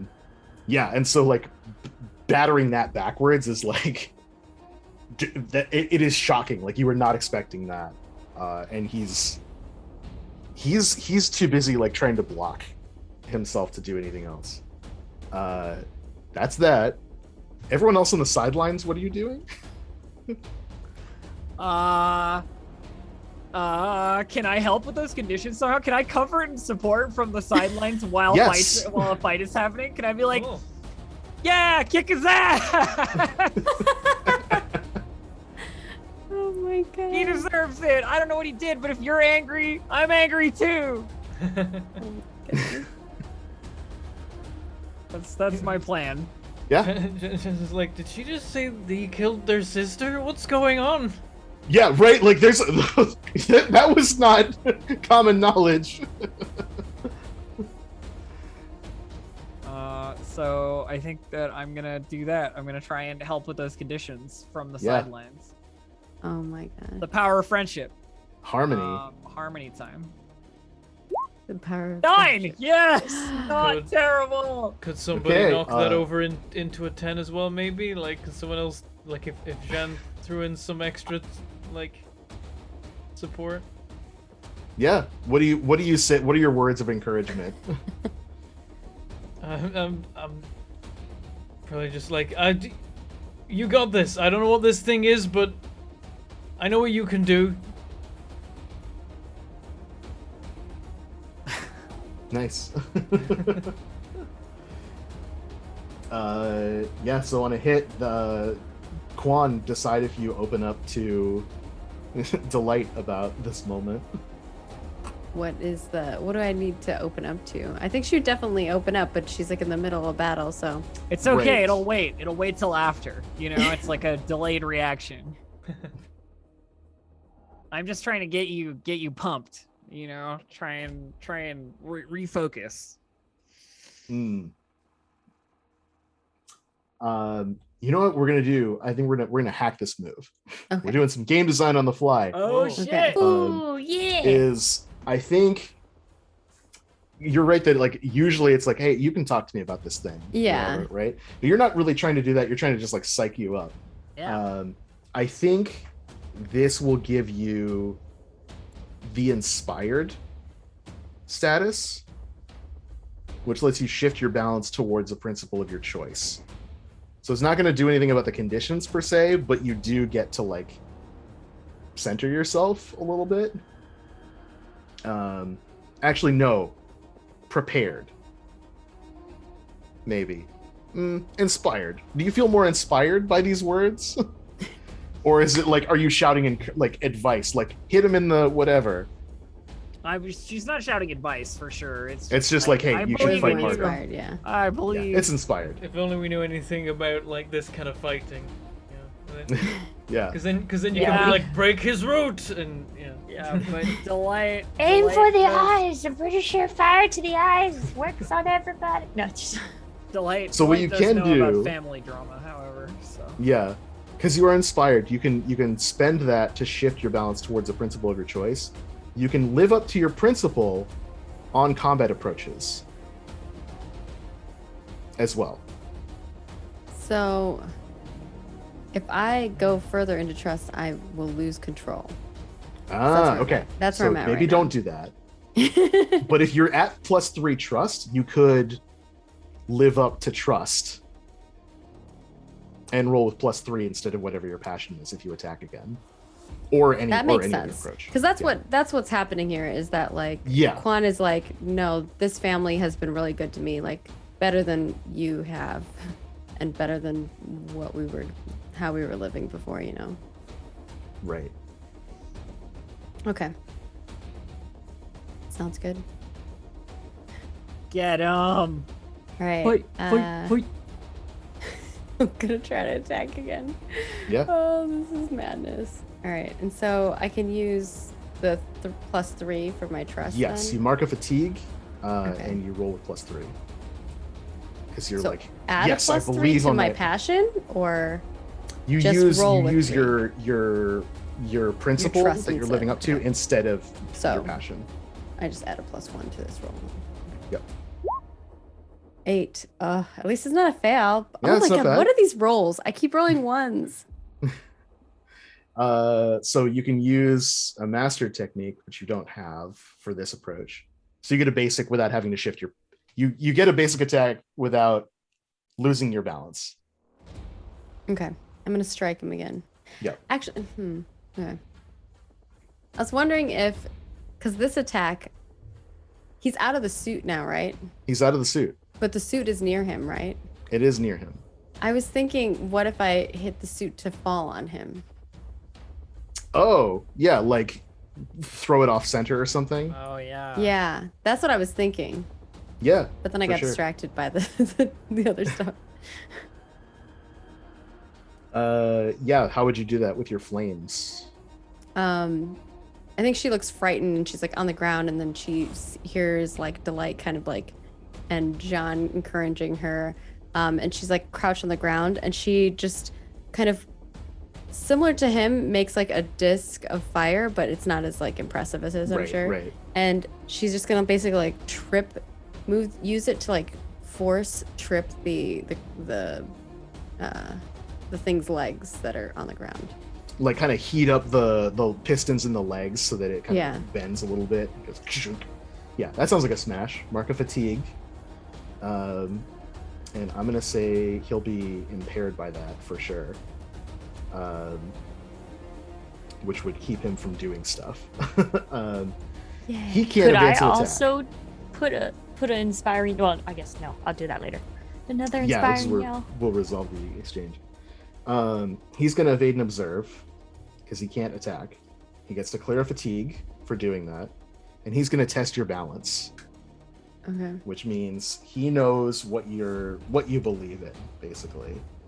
And so what he gets to do is shift your balance away from center by questioning or challenging your beliefs or perspective.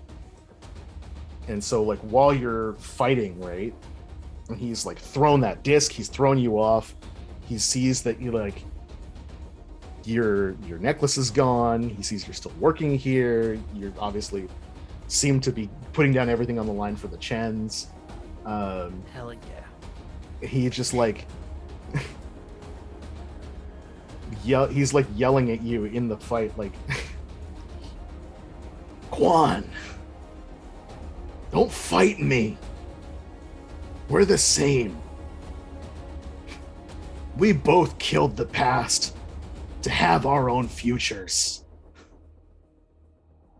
You stay here, you'll never amount to anything. I didn't kill the past. You're the one who did it. When you did what you did to our family. I'm just And surviving the best that I can. You don't know what you did when you left. Our family wasn't the same ever again after what you did. How can you say we're the same after what you've done to our sister?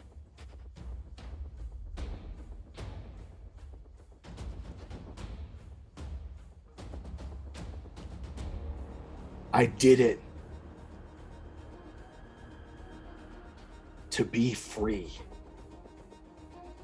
Free of what? You're just in someone else's control now.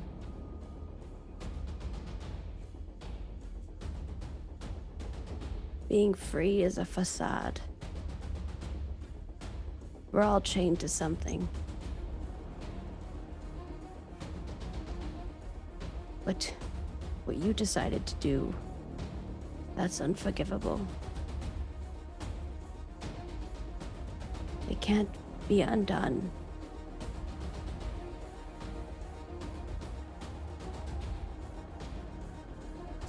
And this is where he shifts your balance as part of that technique. Away from center, which is already at 3. So you go over the edge Oh, and lose your Alright, balance what on trust. Oh no. How do you want to lose your balance? give us that Um, sweet balance losing action. You can give in or submit, lose control of yourself, or Yeah, take an extreme take action this. and flee. I think I lose control of myself in a destructive and harmful way. Yeah. I think that's the only option here. She's Very not going to run firebender. away. Yeah, Yeah. and she cannot submit to what he did. Like, Oh, there's no. just no way. No. Like, So I think this is how you win the fight. How do you lose control of yourself? I think there's just a boiling rage that's inside her, and like she's just angry and afraid and guilty and insecure, and all these emotions just build up, and just it's almost like you just see flame envelop her, and then it just Yeah. like explodes out of her, and I think anyone near me is just gonna get hurt. Yeah. It just like your fire nova around you, right? The machine, the suit like tilts over and collapses onto him as he just like roars a battle cry, like he's ready to launch something else, and then sees that you are like flickering with flame and goes like panics, and the flame bursts out. Like the lab is ablaze. When everything comes to, there's just like pockets of fire that are that Justice is like frantically trying to bat out, like papers that are being burned. Like their walls are scorched. And looking up, there is Han Jenya with a burn scar across his face. And he stops. I think Lucy can tell. She's like, "Are you upset?" And I think that moment is a great time to cut to credits Hooray! Oh my with god! the conclusion of an Agni Kai. Spicy. Damn. Yeah, firebender action. All right. Well, yeah, we gotta do like the things where the show ends now, and then we'll do after shows and stuff. Just casually do an Agni Kai in the middle of Bassing, say it's fine. It's fine. Oh, I was like, oh man, I might die this episode. Oh boy. All right, so announcements. We'll be doing an after show after this, of course, that you'll be able to catch soon. In the meantime, the announcements are that there is some posts out for Ascension, all about Skith. We've got Skith's family tree. We've got the houses of the Asia Satrapy, where Skith is from, and the character sheet of his latest relative that has shown up. There's also the holiday special gift form. Go check that out right now. You click a link, and if you're a patron, you can then fill in your address, and then we'll send you a cool thing. Make sure to fill that in as soon as possible. Next couple of days, if possible, so that we can get that going sooner rather than later. Maybe you'll even get it before Christmas. Who really knows, though? It is, Christmas post. There's more stuff coming. There's more things for Ascension. I don't know what the exact things will be yet, but you'll find out when they happen. Next episode's going to be a thing. TPK may happen, who really knows? And so there's going to be lots of stuff coming out of that. There's also a monthly recap coming up in the coming week as well. We're sponsored by Roll20. We use them today to run the game, of course. It's super convenient for that. Also, next week on the 19th, we'll have Santa RPG, The Return, of course, with Maggie GMing, me returning as cast member, and then new cast members for this one shot, Kate Peters, World of Fields, and London joining us.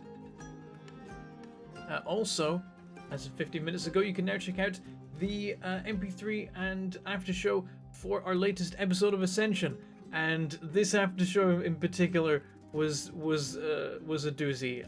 I just kind of was yelling theories at everyone. the whole time, and made various like important revelations about the lore dumps we received in the episode in the after show.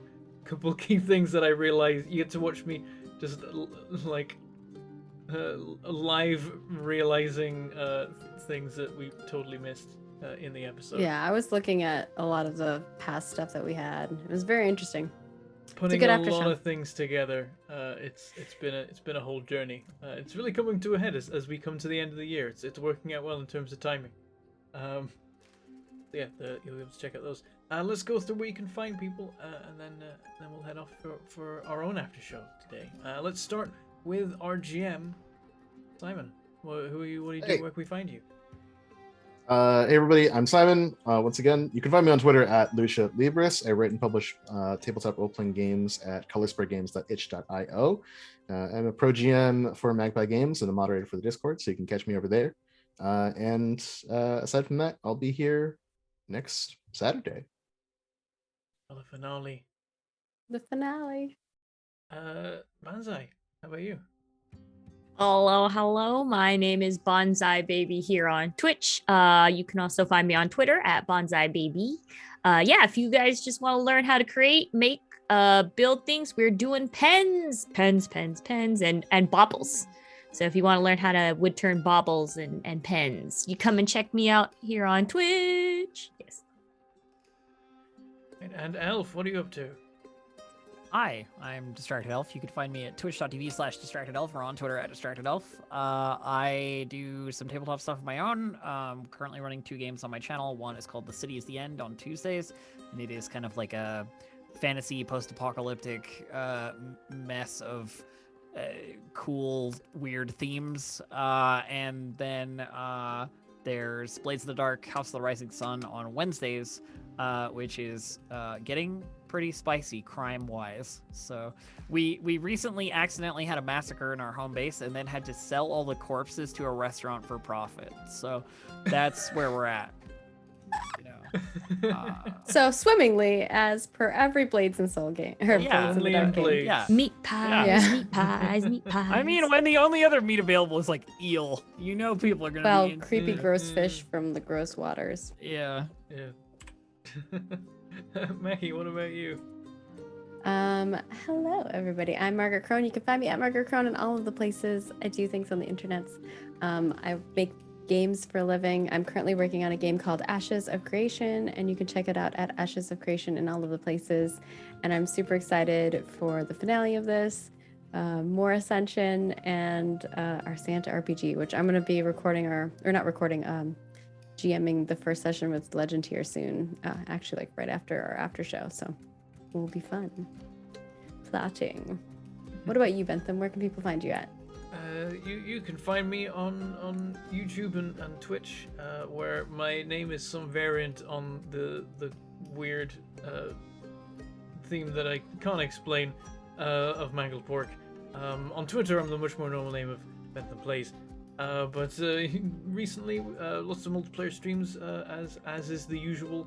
Most recently, done a little bit of 7 Days to Die. That was actually off camera, but other people were streaming, so it sort of counts.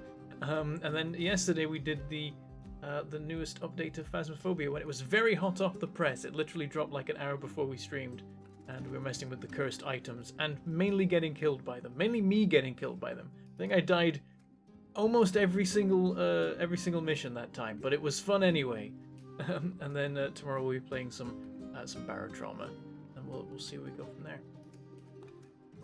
So yeah, that's all the things. We're gonna go now. We're gonna record an after show, which you can check out in a couple days' time on the Patreon, of course, and you'll find us here same time next week for the finale. And next time you'll find Roll Fit in general will be next Thursday with the last episode of Ascension for the year, which may also become the last episode of Ascension if we all die. Well, let's hope not. let's have some hope. Come on. That is a on. grim statement. We're We're really in- low on resources, and we Yeah. are fighting a pretty high level person. We so just it got is through fair. a very a 3-week marathon dungeon run. We're basically out of resources. We're separated, and like the main nemesis of the campaign sort of is just chilling. We're separated by a wall of spinning blades. It's fine. Not fine. It's not at all fine. Oh, and we're in the process of summoning some ancient unknown being that requires large amounts of blood to summon it. Don't even know what that's about. Look, It's we also didn't happening. summon the being, to be clear. Someone Yeah, else no, did. they were summoning it, and now they're Oh, going to be yes. fighting us while this thing is emerging. Probably, it's Yes. that's the whole shenanigan. Anyway, yeah, enough about that. We're going to do an after show and talk about the Titanic battle that just happened here, and we'll see you next time. May the dice roll ever in your favor.